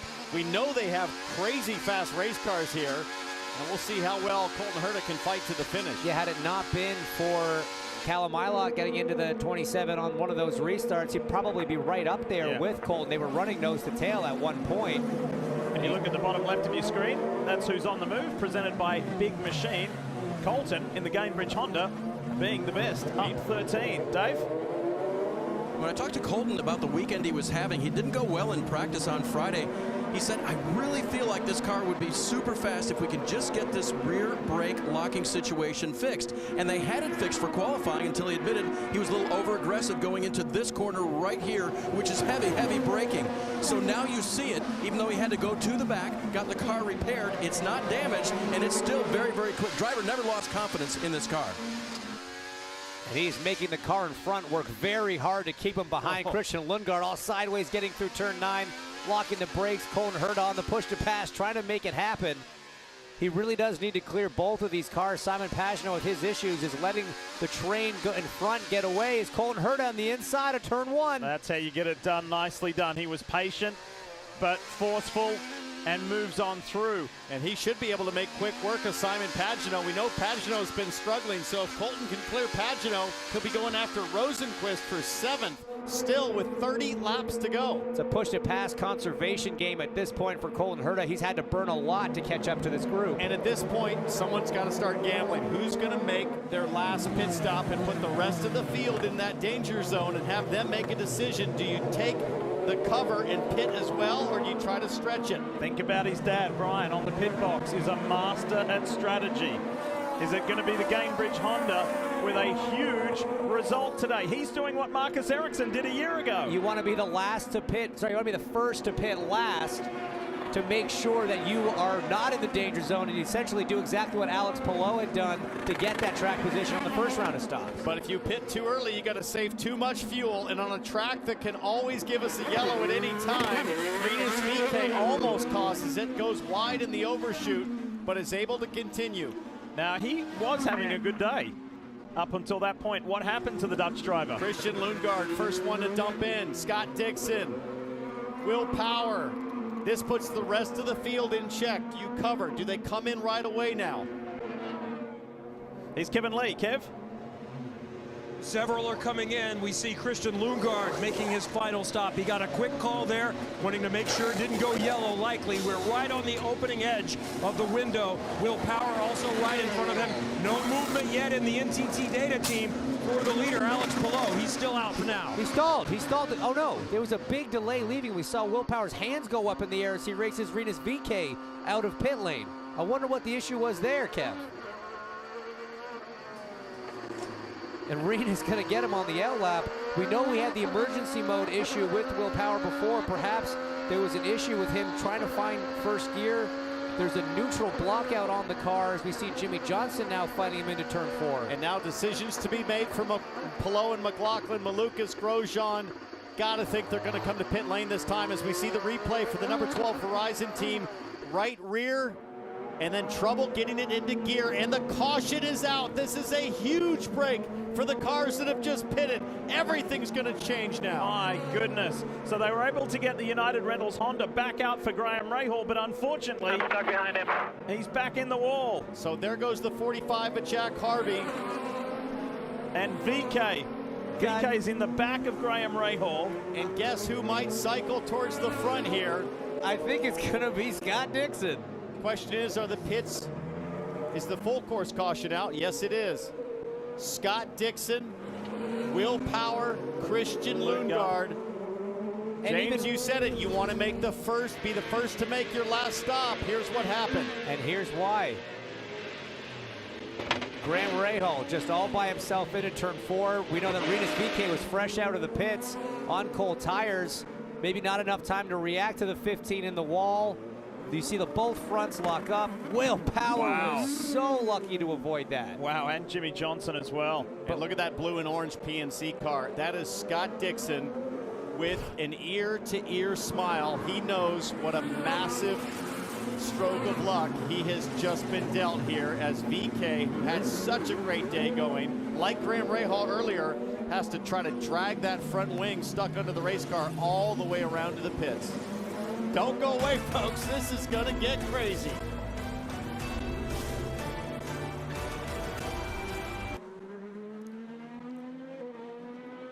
I've already used the term snakes and ladders today, but it's just that. It was only how many laps? A handful of laps ago that I was saying Scott Dixon was in a bit of a difficult position. He was right at the lower echelons of the points. He was behind Marcus Ericsson. Will Power was tracking back into him. They were about 15th and 16th.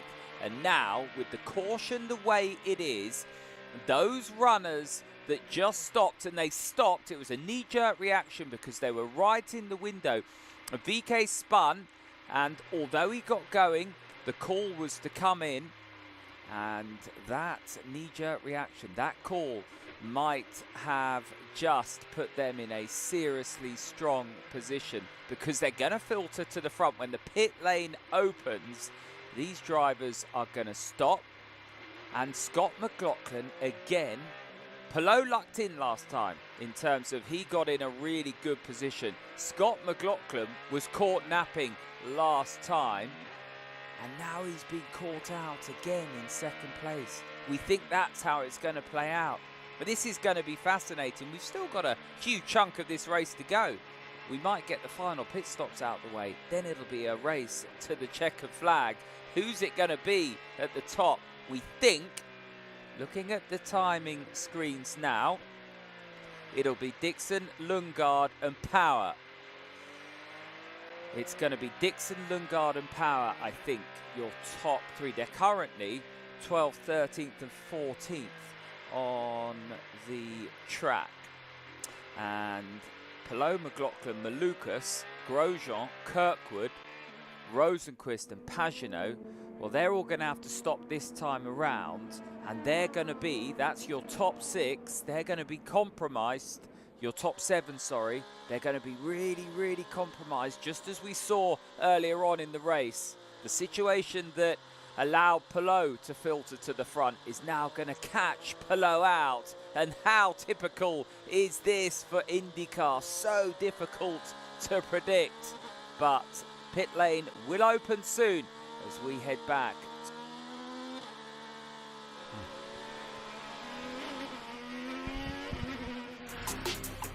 Quick reminder that throughout the IndyCar season, you can grab your mobile device and scan the QR code on your screen for a chance to win $25,000 at highvdeals.com. It's simple. Scan the QR code and register to win.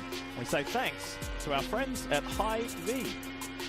And they're going to be liking the look of this car here, the Hy-Vee Honda, for Jack Harvey of Rahal Letterman Lanigan Racing, who pitted it on the cycle. He's going to come around to be looking pretty good.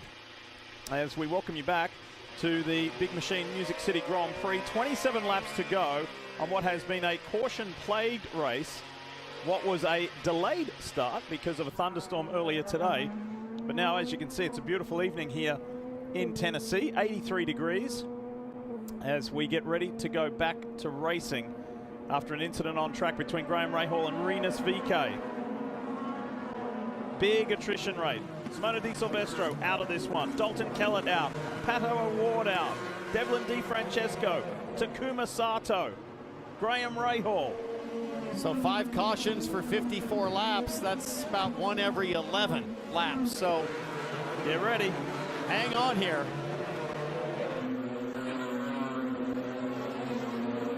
Dylan's standing by at a very busy pit road. Boy, you could see how tight it was. Just a lap too late for Grosjean. They were calling him in when that caution came out. Car very maneuverable, though. He's happy with it. Last set of sticker Firestone primaries going on, Dave. Third place, Malukas is in. Top of your screen, bottom of your screen. Second place, slow stop for Scott McLaughlin. Will this cost him the day, Kevin? Palou moved to the front by the timing of the caution. This time it hurt him. A win may be taken away from him. Best case scenario is he's probably going to cycle to 6th or so. He's back out. And look at this race on pit lane. They're all stacked up. Guys, I'm not sure that Romain Grosjean managed to cross the timing line that you are required to by the rules. Now, you can get a pass if you were forced out there. It'll be interesting to see how race control handles that situation. He had Kyle Kirkwood to the inside, so they were too wide there. Meanwhile, Newgarden stays out. He'd have to go a long way to make it to the finish without stopping again. Let's take a look at this. Kirkwood kind of ducks. He goes 3 wide. Rosenqvist in that orange and blue car And then Grosjean to the outside position, the transponder line, it looked like he did just clip it. That thick white line, you've got to get your center line of the car over there. That's the line they're supposed to hit. I'm pretty sure you have to have your tires inside of that line. Yeah, that's but I mean, he doesn't have an option. I think because he was in front, he was wheels in front, he should be given a pass on that. He couldn't go any further to the left, right? Kyle Kirkwood was there, and we hear from race control now that he is okay. So Scott Dixon, we know, has a wounded car. They've had to take a lot of downforce out of that race car to balance it. Newgarden, meanwhile, almost certainly will have to stop again. But if Newgarden can pin his ears back and gap Scott Dixon by 25 seconds here, Newgarden's going to have to go full qualifying mode here on this restart and try to gap Dixon so that he can make a stop and still stay towards the front. The locals will be loving seeing Joseph Newgarden out in front in that PPG Chevrolet. Christian Lundgaard is looking good. Will Power is looking good. Jack Harvey is in the mix. Jack Harvey was on a slightly different strategy. He pit on lap 45 for the last time. And to make things even more interesting, you've got Castro Neves, who will stubbornly be trying to unlap himself and get around Newgarden on this restart. What are the chances of another yellow? High. I'm not a gambling man, Townsend, but I would be willing to take some money out of my pocket on this one. 9 cautions last year, and we've seen 5 today. And still 25 laps remaining in this Big Machine Music City Grand Prix. I mean, you got to circle a favorite here. I like Will Power. I like Lundgaard, too. Both of those drivers have been very racy all day, and most importantly, they've stayed out of trouble, Diff. All right, let's see who's going to be aggressive on this restart. Let's see who's going to try and make a move. Is it going to be David Malukas in there? Is it going to be Will Power? What's Dixon going to do? Don't discount Christian Lundgaard. Ready to go back racing in the Big Machine Music City Grand Prix with Joseph Newgarden at the front. There's the green. Away he goes. A few cars out of line. I look at Kyle Kirkwood. That one's going to be under investigation. You see the 06, of Simon Helio Castro Neves lap car in between Scott Dixon and Joseph Newgarden. Everyone gets through 9. Boy, and look who's buried in the pack. The boys on pit road mentioned that Scott McLaughlin has got to do some digging, some big digging. Oh, look at this, Kirkwood. 3 wide. 3 wide, Kirkwood on the inside. Kirkwood with a kiss of Harvey, who gets into Colton Herta. Now Herta's teammate Grosjean in the yellow and red car up the inside. Is Herta going to let off? Absolutely not. That's going to open the door for Scott McLaughlin on the 28. He goes through on Romain Grosjean as well. Elbows out, but everybody keeps it off the wall and out of the runoffs. We are still green. Alex Palou under big threat from David Malukas. This is an unbelievable day for David Malukas. He has put his name up in lights here today in Nashville, Tennessee. This rookie who drives for Dale Coyne with HMD Motorsport, talking with Dale about young David Malukas, and he said everything is right, but I'd like to see him be a little more aggressive, a little bit more teethy, you know, like get into it a little bit more. And today he's doing exactly that. Maybe he was eavesdropping the conversation, because the second half of this race, Malukas has been as aggressive as anybody else in this field, all over the back of Palou, like you mentioned. And if Malukas can clear Palou in the car that we know has issues, Will Power has had some mechanical issues, it'll be the rookies Lundgaard and Malukas challenging down the stretch. He's got to be a little bit careful on his push to pass. 36 seconds left to Alex Palou's 83. He needs some of that left over in case we do get more caution still. He's got to be careful. Christian Lundgaard losing the push to pass battle right now with only 10 seconds remaining, running up in third. Looking at that Sexton Properties Chevrolet, the all-black AJ Foyt machine. Race control has been watching this and reviewing it, and they have deemed that Kyle Kirkwood has got himself in a little trouble. Hence, you spotted it straight away. Yeah, I saw him. You can see it's a little clustered back there, not entirely great, but then you see a jump. 2 cars he got around by getting out of line slightly before the green flag. And a little tough to tell if the switch had been flipped and Kyle was hearing green on the radio. The flag hadn't waved yet, but it's really the switch flip to the green light as the battle between Power and Palou continues. Here comes Palou to the outside. He's going to be on the preferred braking line, and yeah, easily let go. Almost lost it there on that huge bump, driver's right. See the car move around, that was unreal. So Palou still in the mix here, fighting as hard as he can. Joseph Newgarden leads by just a second, but he's off strategy compared to these guys, this group of drivers. If David Malukas can dispatch the 12 of Will Power, that'll put him up into the top 5, and he'll still be the second highest running rookie. 2 rookies could potentially be in the top 5 here. And on the back of this group is the Gamebridge Honda of Colton Herta, who at one point in this race was a lap behind. Here he is in the mix. Boy, wouldn't that be the ultimate justice for Colton Herta in terms of the mistake he made last year with the fastest car in the track. If he could get himself to the podium or maybe even a win, that'll go a long way as someone's making a move. That's Malukas on power. Malukas into the top 5. Not being shy today. He's shown plenty of aggression today. It's like he's listening to our broadcast. So, we're referencing last year, of course, being the inaugural year here for the Big Machine Music City Grand Prix. Let's take you back and remind you what went down. Marcus Ericsson's bizarre day that started like this. How on earth could that IndyCar continue after that? But it did. A little repair from the Chip Ganassi team, and then the race was on. Late in the race, Colton Herta was chasing Marcus.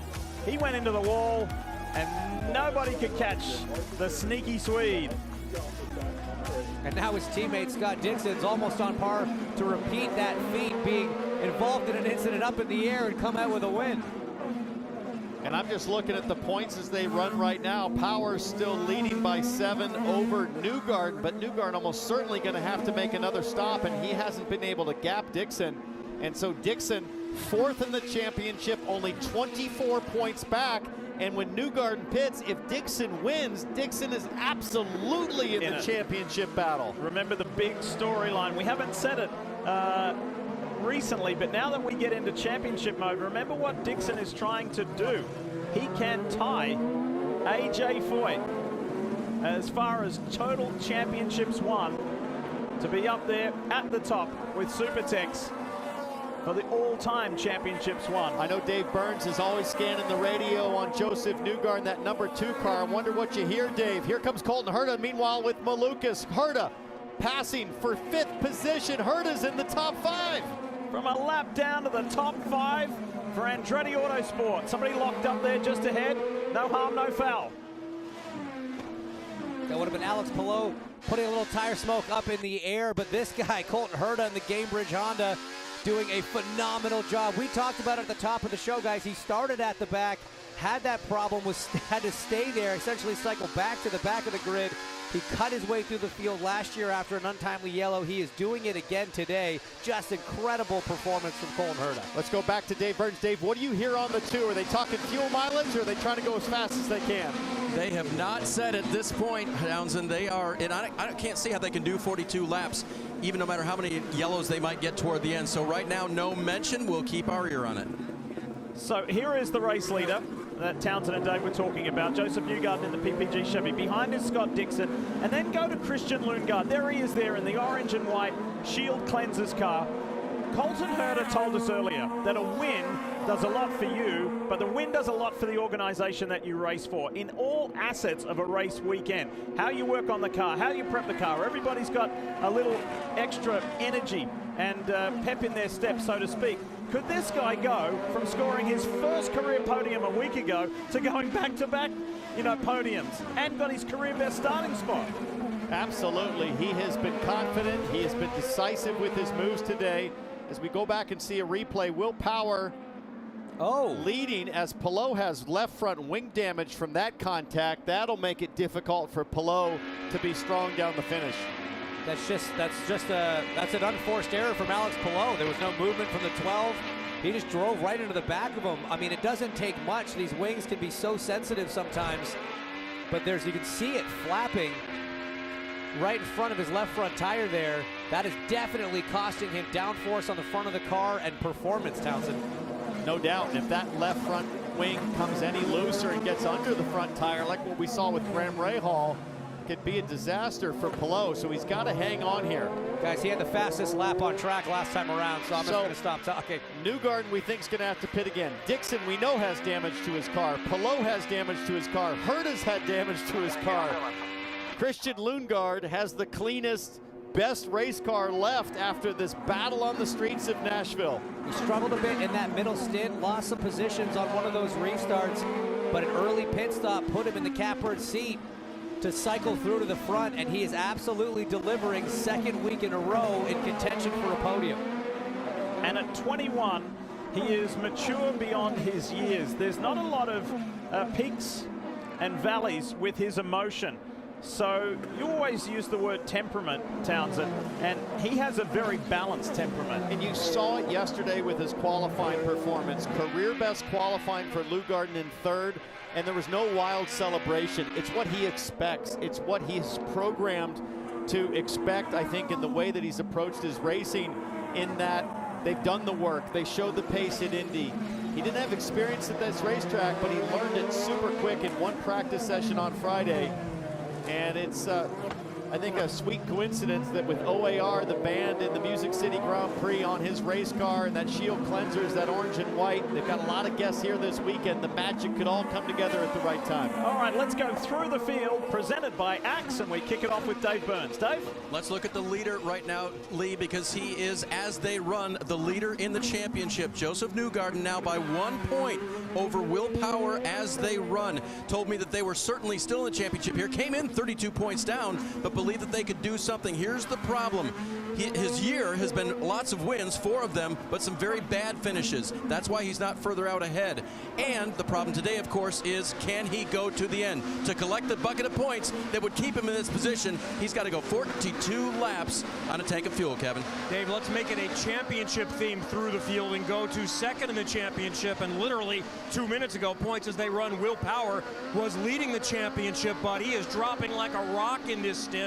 We told you about the shifting issues, sensor display issue. After he got hit in the gearbox earlier, he's been shifting manually. He restarted 5th or 6th in this stint and has dropped all the way back to 12th. Power looked like he was in position maybe to be able to have his 11th top 4 of the season. Now he's just Dylan trying to salvage what he can. And Kevin, Marcus Ericsson has slipped to 3rd in points. He runs 10th on the racetrack. Strategy just hasn't worked out quite the way they wanted it to this weekend. And the car hasn't been quite as good as it was last year. So they've been working on that. Remember, we said their goal was to try to take the points lead back. If they finish where they're running or better right now, they're going to be about 8 points down, as you see there. That's a point better than they came into down 9 to Will Power when we started. So not a bad day for these guys if they can hold on to at least a top 10 spot. And behind them, running 2nd on the racetrack, how about Scott Dixon? Walking wounded here with a car that has underlay damage. They've pitted 6 times, and now we've got a yellow that's going to change things up. Oh, boy, the 2 rookies who are featuring today.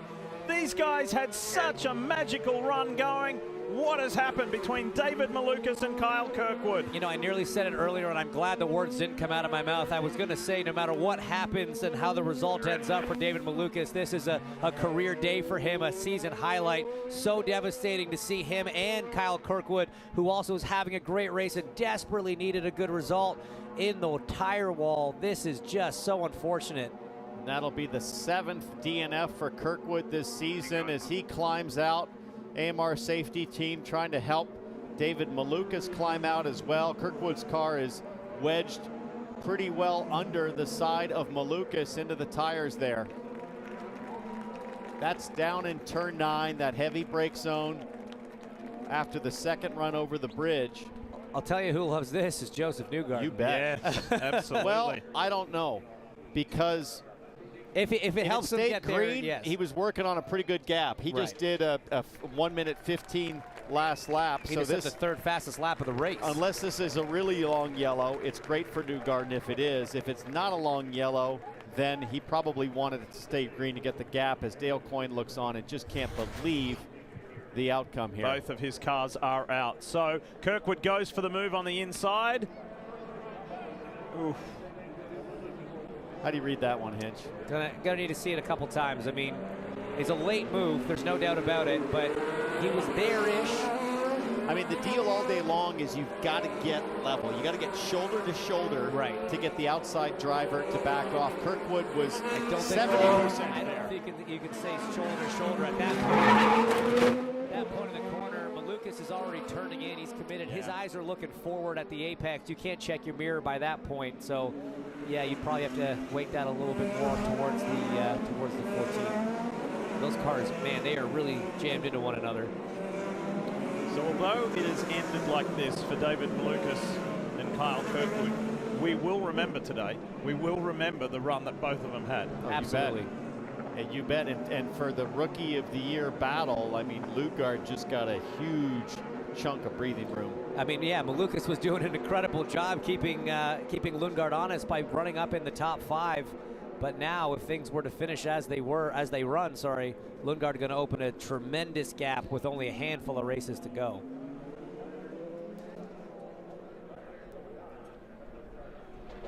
And this looks like it's going to take a while. And that is a huge break for Newgarden. He last pitted on lap 38. So 42 laps shy of the finish, and a normal stint under green about 30 laps. So he would need roughly 24 laps of yellow if it's a 2-to-1 ratio to make up that extra 12 laps. How many laps have we had of yellow since he pitted? We'd have to check with Russ, but it's not that many just yet. Just yet, but there's still time. There is still time. I wonder if this also hurts Alex Palou, gets him a little bit more in the thick of the battle of other cars when he's got that damaged left front wing we saw. I mean, Colton Herta had a big gap to Palou. He had to call it 10 to 14 shy, and there's the answer. Newgarden knows he can't make it. He ducks off to pit lane. 4 tires and fuel, Dave. Yep, it was never going to happen, Townsend, so he comes to pit road now. These are the scuffed primary tires that were a little bit older. They'll put them on here for the end and see what Joseph can make of this. Remember, started the day 32 behind Will Power. He now gives up the As They Run championship lead. Let's see what they can salvage at the end of the day here in Nashville. I'm a little surprised that he didn't put used greens on, because he's only going to have probably less than 10 laps to go at the finish. It's taking a little while to clear this situation up as Newgarden brings his PPG Chevy back out onto the track. Incident between the rookies. Kyle Kirkwood, David Malukas. That's what brings us to this 6th full course caution of the day.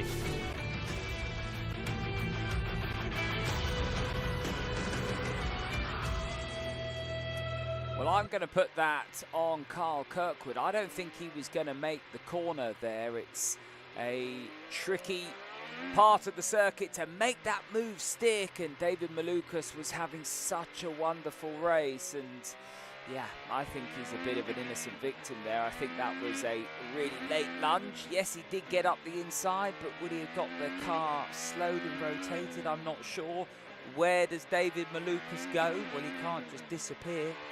So if you're going to go up the inside, you have to respect that there is a car going to be on your outside, and the exit comes up very close. So yeah, it was avoidable, and I think Kyle Kirkwood will look back at that and think, well, actually probably could have avoided that. Right, a real shame for Joseph Newgarden. Just didn't have the yellows go his way. He was off strategy. He had to try something. He's down in 14th place now, so that really does change the points back into the favour of Will Power. Will Power in 9th place. We think he's been running injured really since that contact in the midpoint, and he reported he had 1 or 2 selection issues aboard that Team Penske Chevrolet. So Will Power 9th at the moment. He's got Ericsson ahead of him though in 7th. So there is all to play for. And Alex Palou, of course, who's still not quite out of the championship fight yet, is in 3rd place. Now Dixon was starting to come under real pressure from Christian Lundgaard. This is going to be a very, very interesting restart indeed. Christian Lundgaard has a real chance here to win his first ever IndyCar race, and he's been very good value today. Don't rule out the likes of Palou, Herta and McLaughlin, either Romain Grosjean there in 6th place. This is going to get very interesting. We've seen the restarts very aggressive.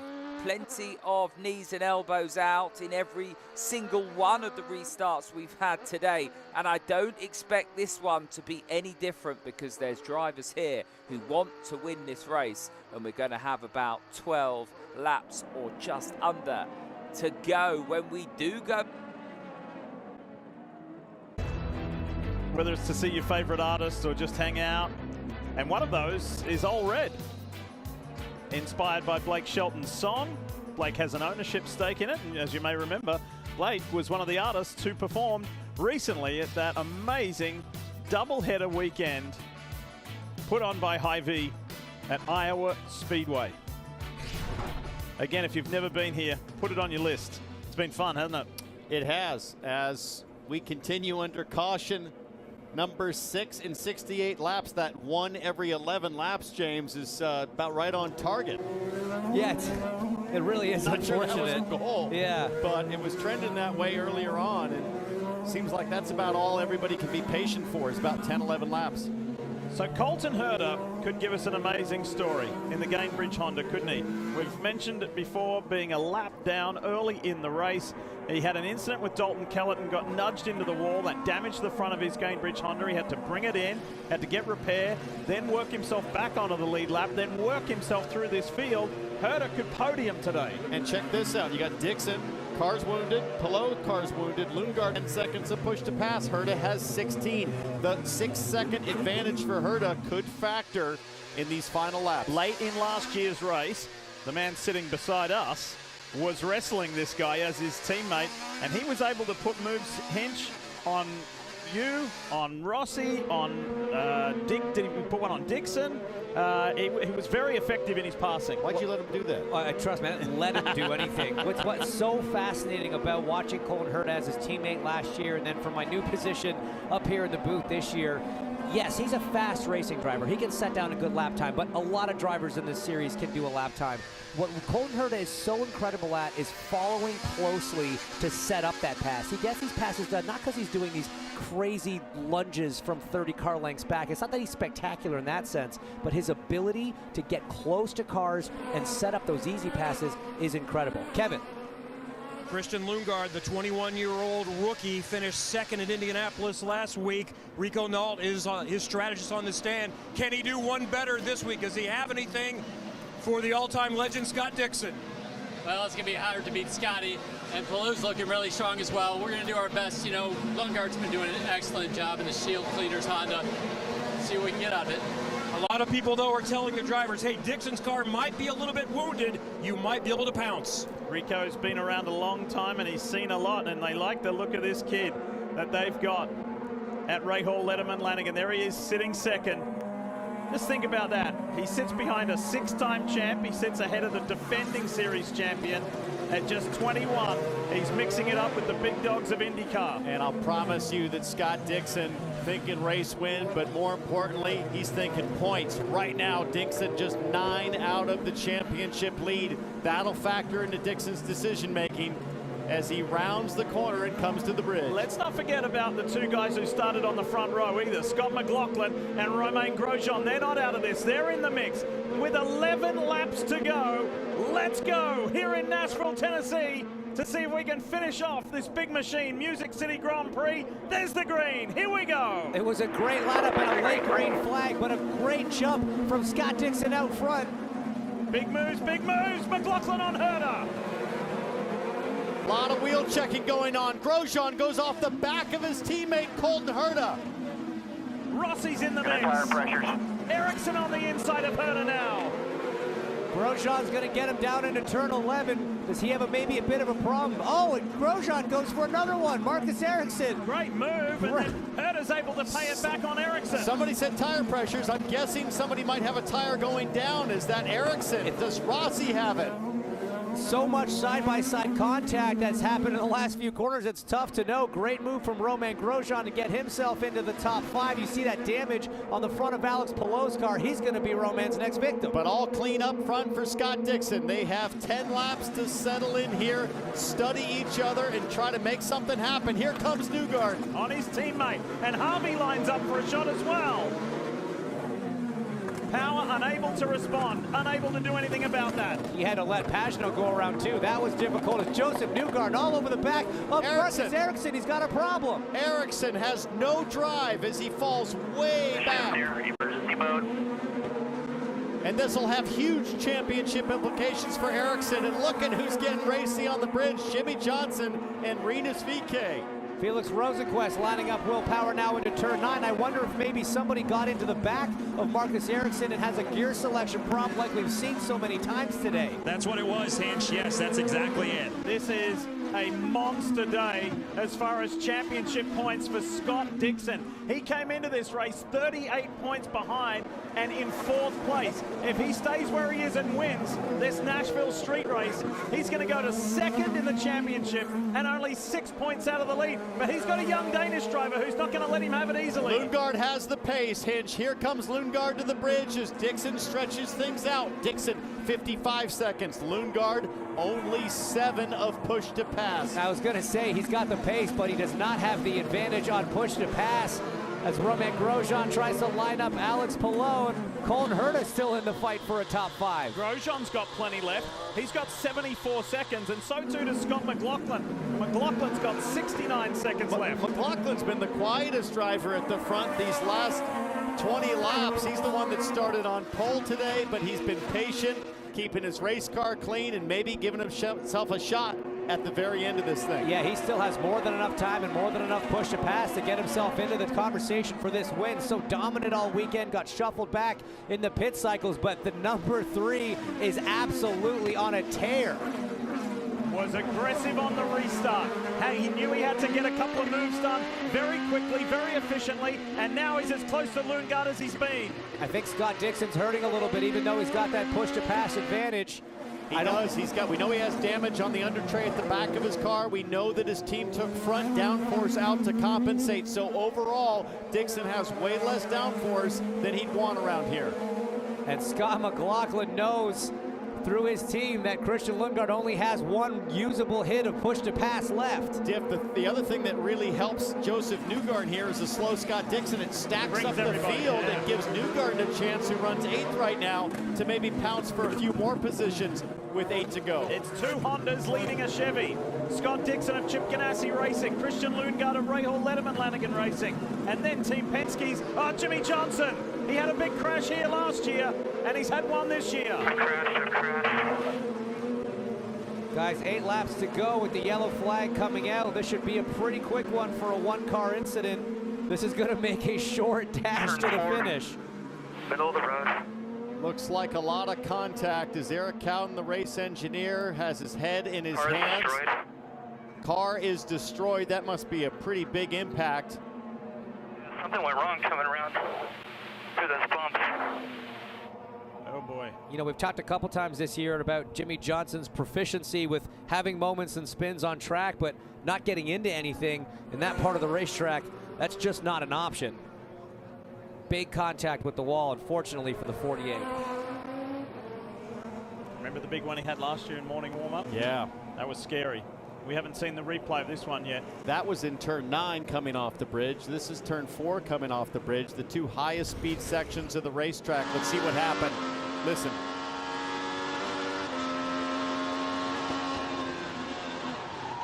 Boy, the back end started to go really early there. Yeah, on the bumps, upset it. That's a big hit. Oh, huge right side impact.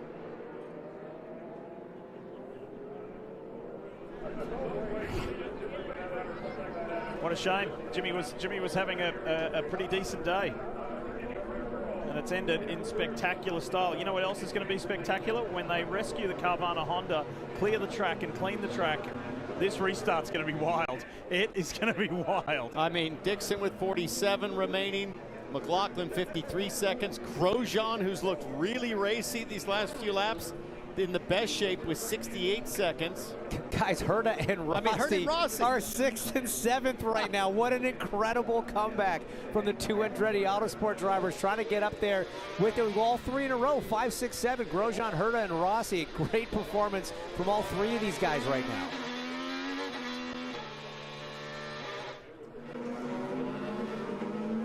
Let's take a look back at what happened to the 48 last year. Very similar incident in warm-up.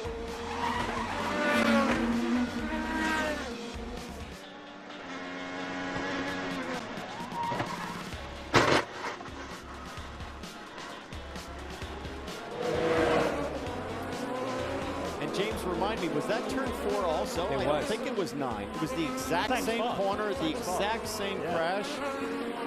So that was last year, and here now, unfortunately, the same end result of the damaged race car. But Jimmy, we heard him talking to Eric, his engineer, and Scott Pruitt on the pit box. But that was a wild ride, scary, going backwards at that speed, downhill into the wall. So Scott Dixon leads the way. Will he be that way when we resume and go to the checkers? Let's go to his team and have a chat.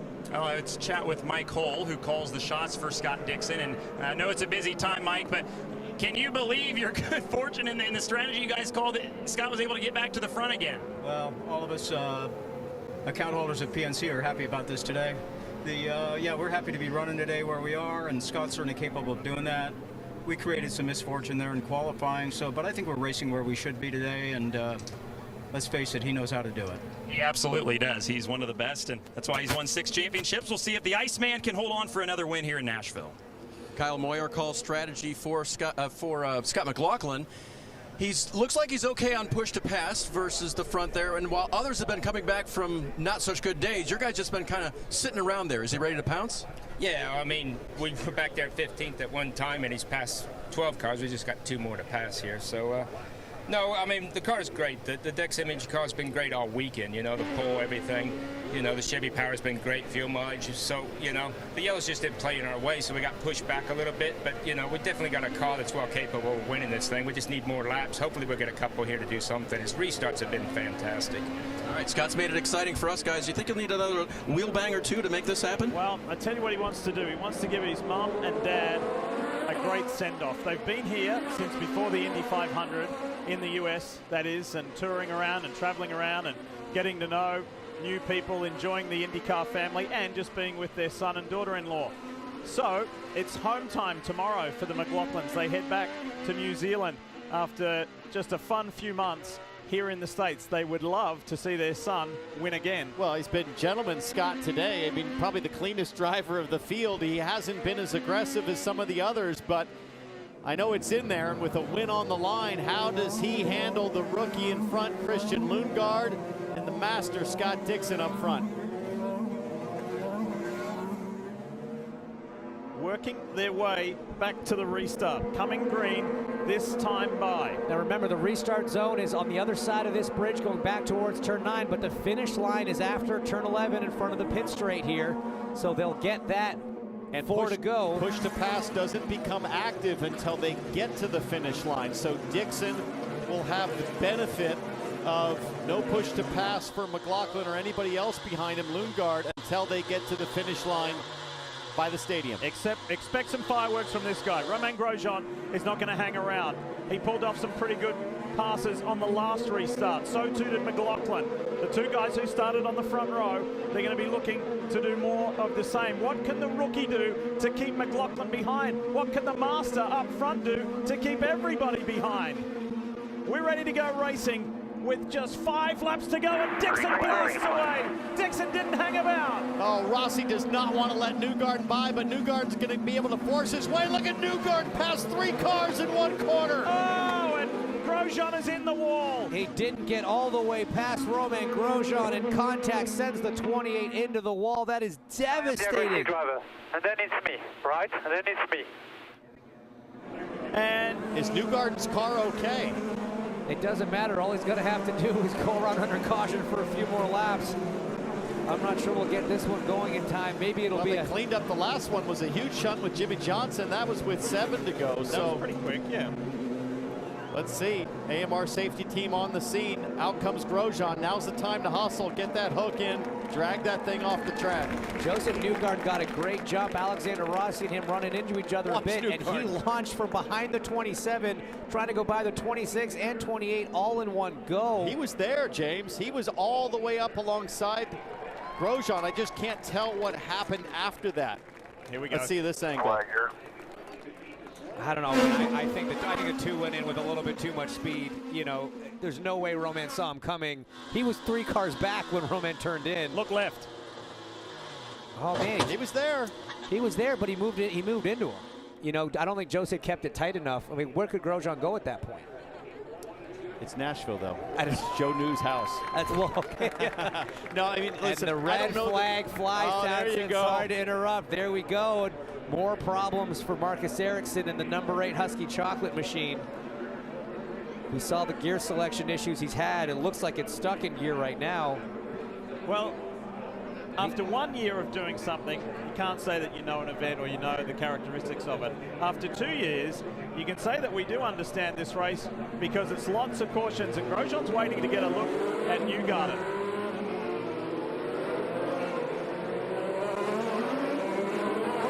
Yeah, I mean, I see your point. He was alongside by the time they got to the apex, but I think he just came in with too much speed for cold tires. I mean, they touched a little bit, and that's what put Grosjean into the wall. I mean, to be fair, I get pretty excited when a guy goes for 3 cars in one corner. It looked I want awesome. to see it work Dude, out. I wanted to see it work because it looked pretty incredible. But I will say that at boy. the apex, Newgarden had 5 feet ahead on Grosjean. Now, Grosjean can't see him. 5 feet ahead of Grosjean at the apex? Let's go back to that replay. I think he had maybe 5 inches behind. Let's see it again. Look left again. Keep in mind, these cars are 12 feet long. Watch the contact wheel to wheel there. Yeah, 6 inches. I'm going to go with a meter. Don't get metric on us. I was going to say, I need to reteach you the metric system. Look, it was, I don't even think Joseph was intending on doing that. Is there any chance that Grosjean got also some help from behind? Watch Colton Herta. No.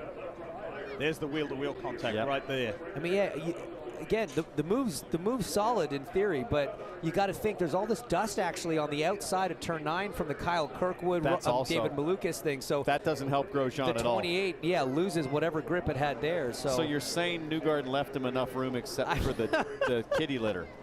That's a tough one, but. Yeah, I mean, when you're the guy that's going for 3 and 1. Listen, I feel for Grosjean. He had such a great qualifying effort. The pace was good. On board here with Herta. Watch what happens. Yeah, I mean, it's almost nothing, Tats. I see your point. It's almost like the Rossi Rosenquist movie. To be fair, that angle shows Newgarden didn't leave really anything at the exit for Grosjean. Correct. They touched Grosjean. But who promised you room? This is like Mid-Ohio all over again. You are dying on this hill, huh? This is. But once again, in Nashville, a caution-filled race is going to come down to a red flag with a handful of laps to go. Diff, I can almost promise you, probably not the last contact we see with 4 to go. No, of course not. Hey, last year the race was stopped twice. This year, just once. There's Emma Davies-Dixon, Scott's wife, and mum of 3. And she would be loving it if Scott, or Scotty, as she calls him, if he can get to those twin checkered flags yet again. Speaking of family, let's go and meet the McLaughlins. Yeah, how about another Scott to talk about here, Lee, and that is the only son of Wayne and Diane McLaughlin. Enjoying the race up until that point. You saw Wayne kind of do what we were all doing. It was like, oh, you know, that was a little tough there at the end. What is it like watching your son, certainly since he's come to the States now and had the kind of success he's beginning to have? Yeah, look, it's you know, through his whole career we've always lived on our nerves, you know, the whole time, but this is another level. This is the next step up for sure, you know, but you know, any driver here can win this thing, so, you know, you're fighting against 26 top men. So full credit to him to be up the front all the time, and, man, we're going to leave here on a super high, that's for sure, aren't we? You know, like, it's just been a journey, 12 weeks of... If you've got a weak heart, you wouldn't want to be here.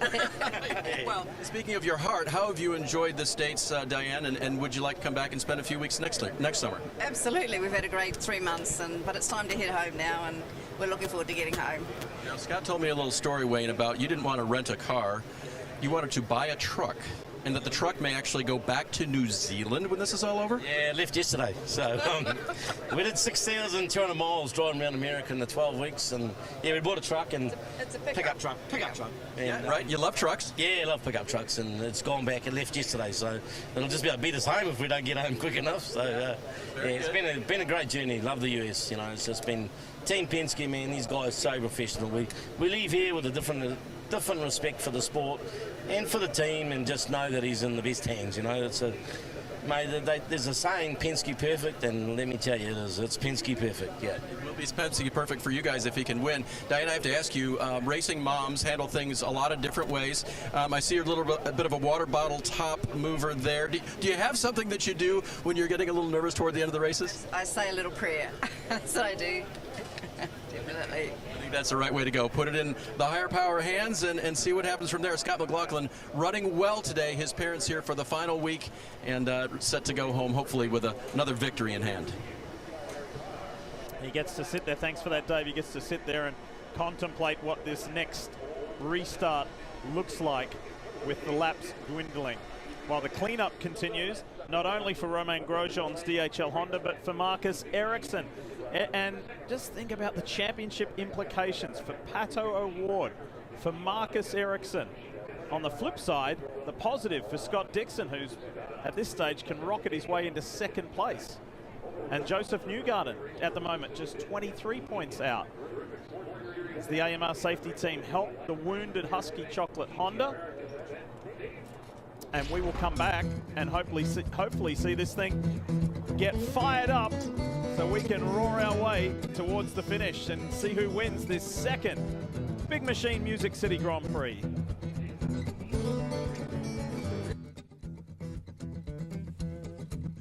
One or two getting in touch on Twitter about that move. Romain Grosjean exposed on the outside. Joseph Newgarden sending it like a freight train. I think it was very much the same situation, with obviously a slightly different outcome, as the Carl Kirkwood and David Malukas situation. I mean, I get why Joseph's on full send, but of course this is a street track, and if you're going to go too wide and the exit comes up quick, then it's on the car making the move to be respectful to the car on the exit of the corner. And for Joseph Newgarden, he was going quick there. Would he have made the corner had Romain Grosjean not been there? Well, much like David Malukas and Carl Kirkwood, I don't think so. So, yeah, I would be spitting feathers, incandescent, if I was Romain Grosjean. And if I was Joseph Newgarden, I'd say, listen, you know, a few laps to go. I'm fighting for a championship here.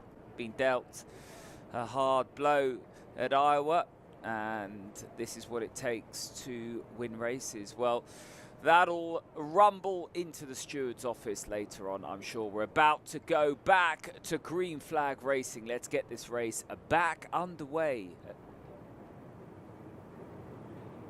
September 8th on NBC and Peacock, with the Bills battling Super Bowl champs, the Rams. Then on Sunday Night Football, Tom Brady and the Buccaneers take on the Cowboys. It's almost football time. All I got to hear is that Sunday night theme song, and it means fall is near. You got to love the NFL. And those Super Bowl champs, Matthew Stafford, Sean McVay, going to be going at it, going for 2 in a row. Excited for our mate Mike Tirico, who's going to call the action this year.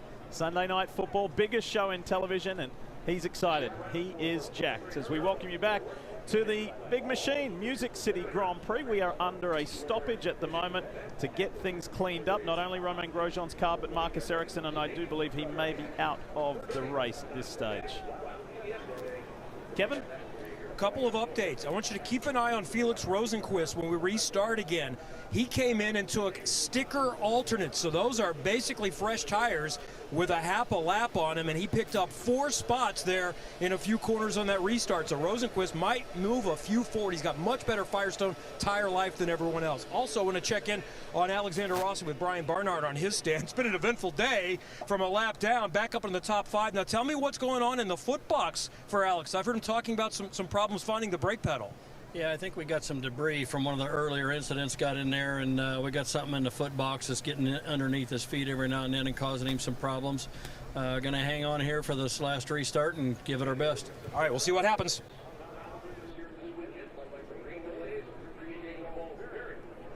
Takuma Sato out of the race here in Nashville, and we saw the contact with Devlin DeFrancesco. Saw your gestures. What were you the most upset with?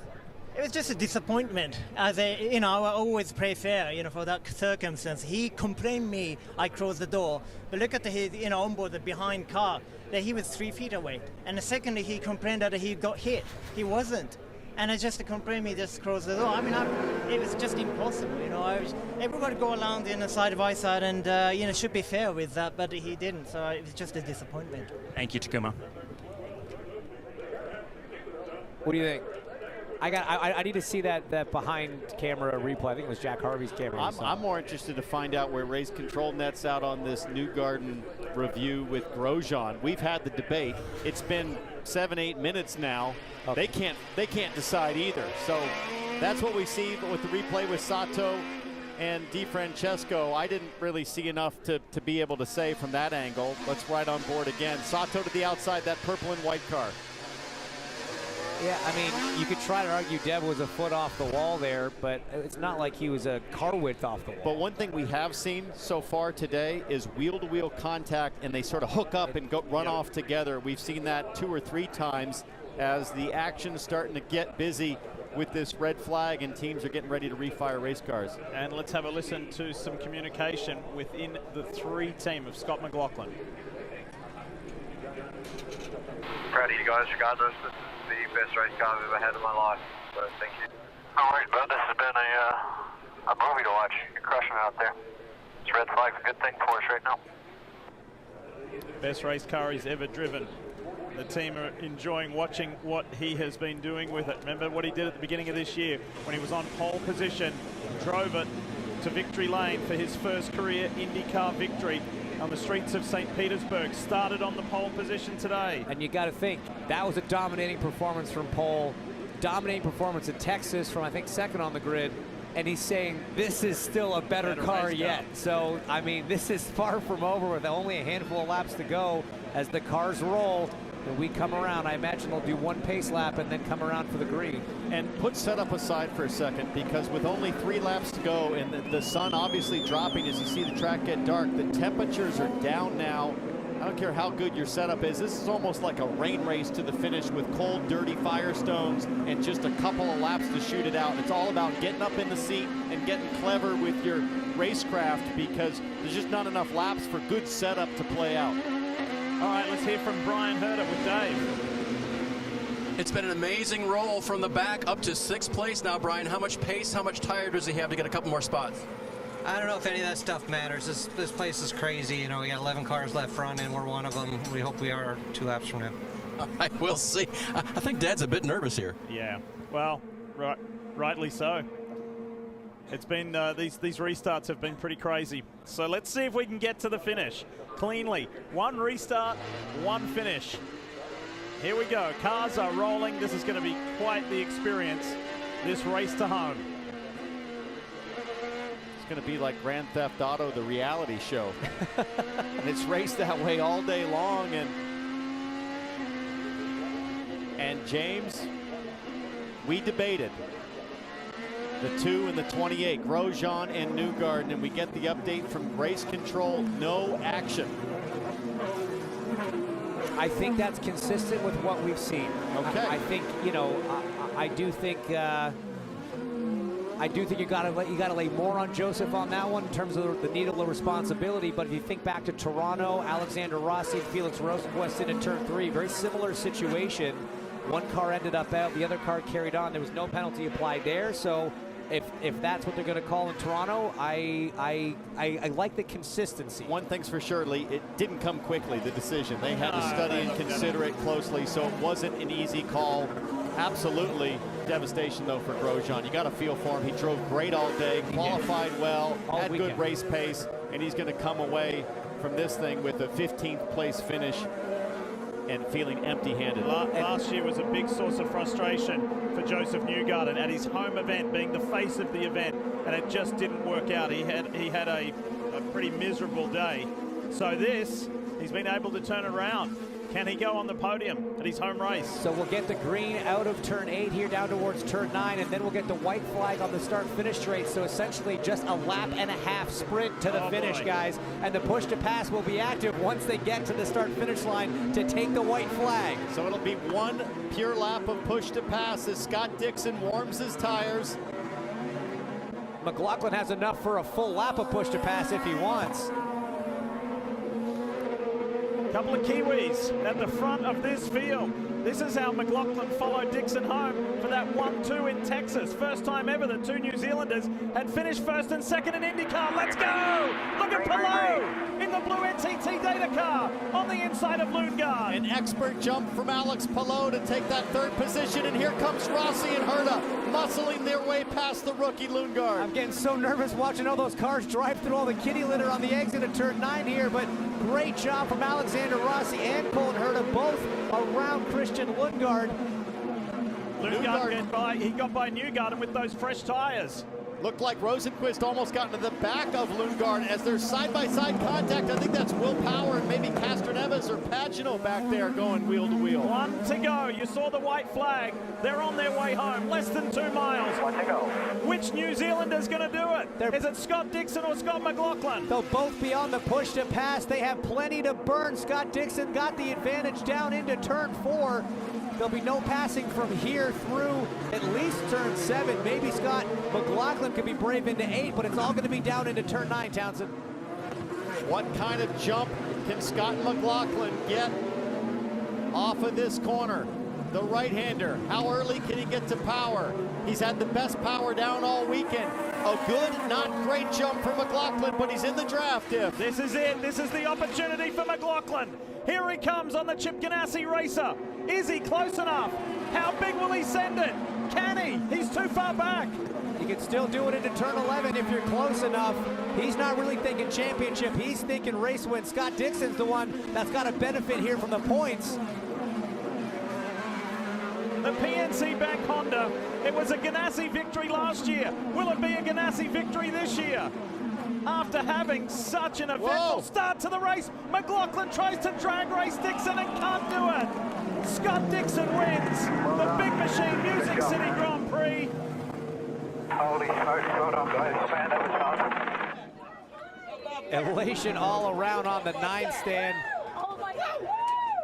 What a drive, what a result. The two Scots drag racing out of turn 11, Townsend to the line. How about that? And such a classic Dixon day to survive all of the chaos and pull off the unthinkable coming from the back. And you got to remember, at Indy earlier this year, it was a small mistake from Dixon with huge consequences. And today, absolutely no mistakes with huge consequences to the good. Scott Dixon, 6 points out of the championship lead with 3 to go. He'll be chasing his 7th IndyCar championship. Guys, he now has sole possession of 2nd on the all-time wins list with career win 53. God, I love watching history be made in the IndyCar series. And this guy here, Chip Ganassi, he owns Nashville.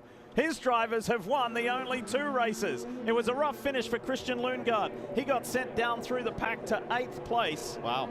It was a somber look on the number 3 stand from all the Dex Imaging guys, but I got to tell you, guys and girls on that team, nothing you shouldn't be proud of. An incredible weekend, pole position, 2nd in the race. That was a great result. Yeah, for sure, and pride all the way through. When you think about Rossi and Herta, they come home 4th and 5th. And Palou's broken front wing to still stay on the podium. What a drive from Alex. It was an improbable victory last year for Marcus Ericsson. It was an improbable victory for Dixon today after being penalized, having a wounded car, being at the back of this field at one point in time. Scott Dixon drives to victory lane in Nashville.